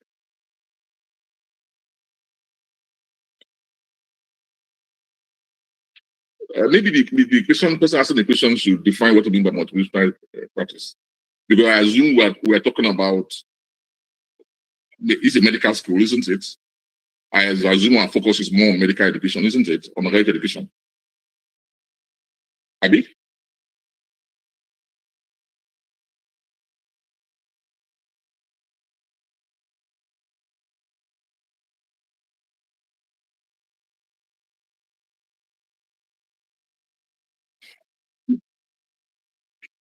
Yeah, that's why I want to understand it clearly. We all know that what I'm going to do is there is a prototype curriculum for basic medical education, that was launched by WHO in November last year, November 25th in Johannesburg. I had the honor of participating as a consultant to draw that curriculum with the general surgeon and the pediatrician. We drew up the draft. It was sent out to several persons. I'm sure a few of you here that have gotten it, made inputs, and then based on the inputs, it's a prototype. It's not meant to be used. It's just a guide. I'm going to share it with you. I'm going to share it with you. You can look at that. Now, what it tries to do, there are two general approaches, that have been used. The first approach is the traditional approach where learning is separated. So anatomy, physiology, biochemistry. Then what you have, especially in Europe, is an integrated approach. If I understand the question the guy is asking. If I know that most of our medical schools, I don't know what you do in now. I see traditional approach, Abi. Dean. Hello. No, not Oski. What I mean is, if you talk about integrated approach, what it means is that if you take anatomy, physiology, biochemistry, when you do anatomy of a field, I get to my point. You do physiology, you do it together, not separate. Sometimes you now go ahead and they do immediately after they do surgical postings, pathology, they are integrated. So the way you and I know postings separate, spend 1 year in pharmacology, spend 1 year in pathology, that's not how it is. Integrated, the student gets exposed to clinicals very early, to surgeons in year 2. You get my point? So as you do anatomy, he's applying it in terms of medical landmarks, he's seeing cases of doing postings in the hospital. That's integrative. But we are still doing traditional. So if you say multidisciplinary practice, we're talking, for me, that's more about postgraduate training, really. Because for medical students, we're talking about the aim is to handle general cases. And whether you use an integrative approach or you use a traditional approach, the crucial thing is that from the outset, you have defined the outcomes you want to achieve.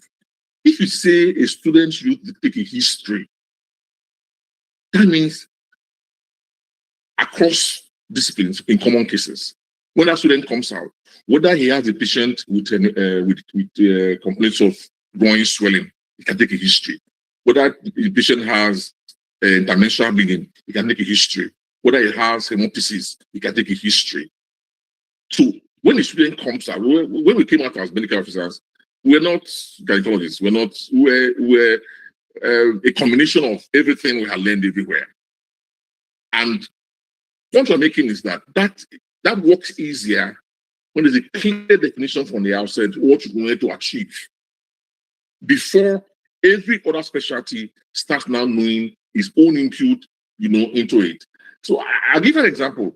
When we're going to look at this prototype, there were more than 70 specialists that are brought from across the African continent. We spent almost 3-4 days arguing, debating what should be the minimum a medical student should be able to do. And some things they for granted are shocking. You'll be shocked how much of what you granted, how important they are.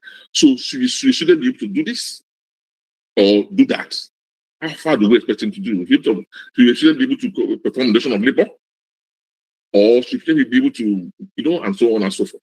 So we're saying that if you define the outcomes for medical education early, then everybody can key into it.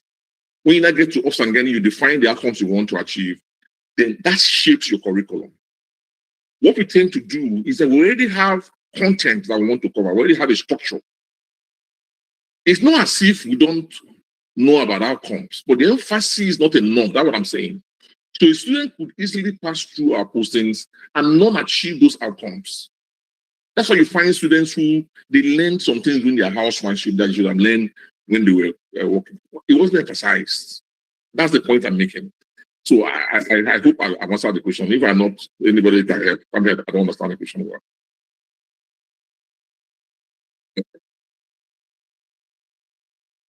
No, I will send it. I will send it. I will send the link. So what I'm going to do is I'm going to put a few. Because initially you told me I have 45 minutes.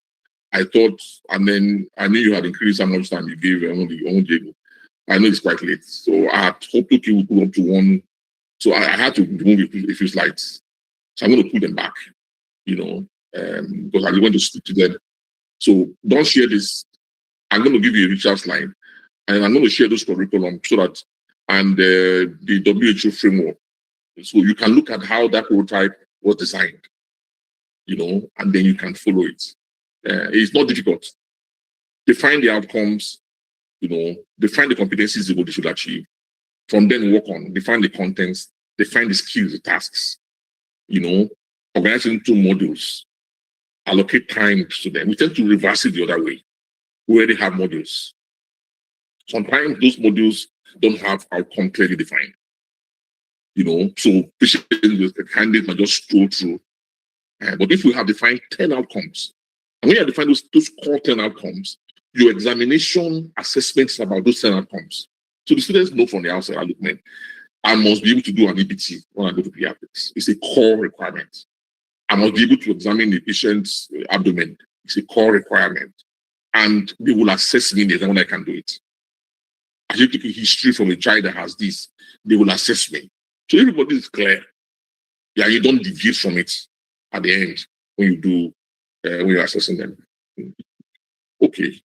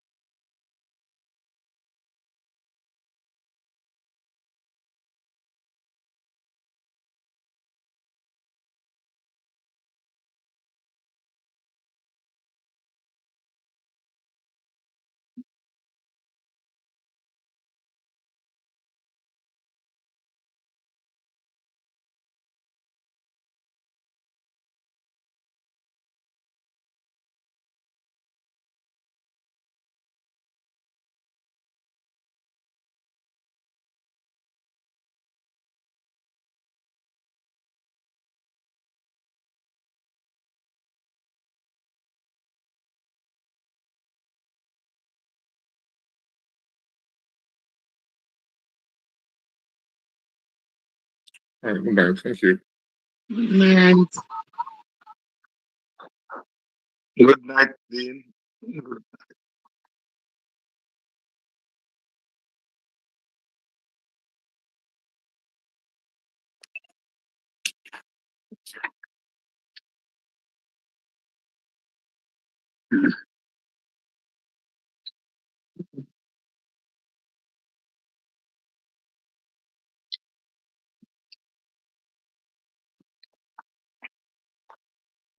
In Jesus' name, Father, we give you thanks and praise.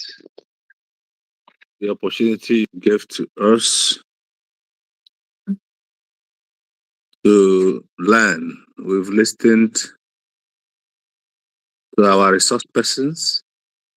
We've been well fed academically. And we pray that you give us the grace to implement all that we have learned for the betterment of our medical education.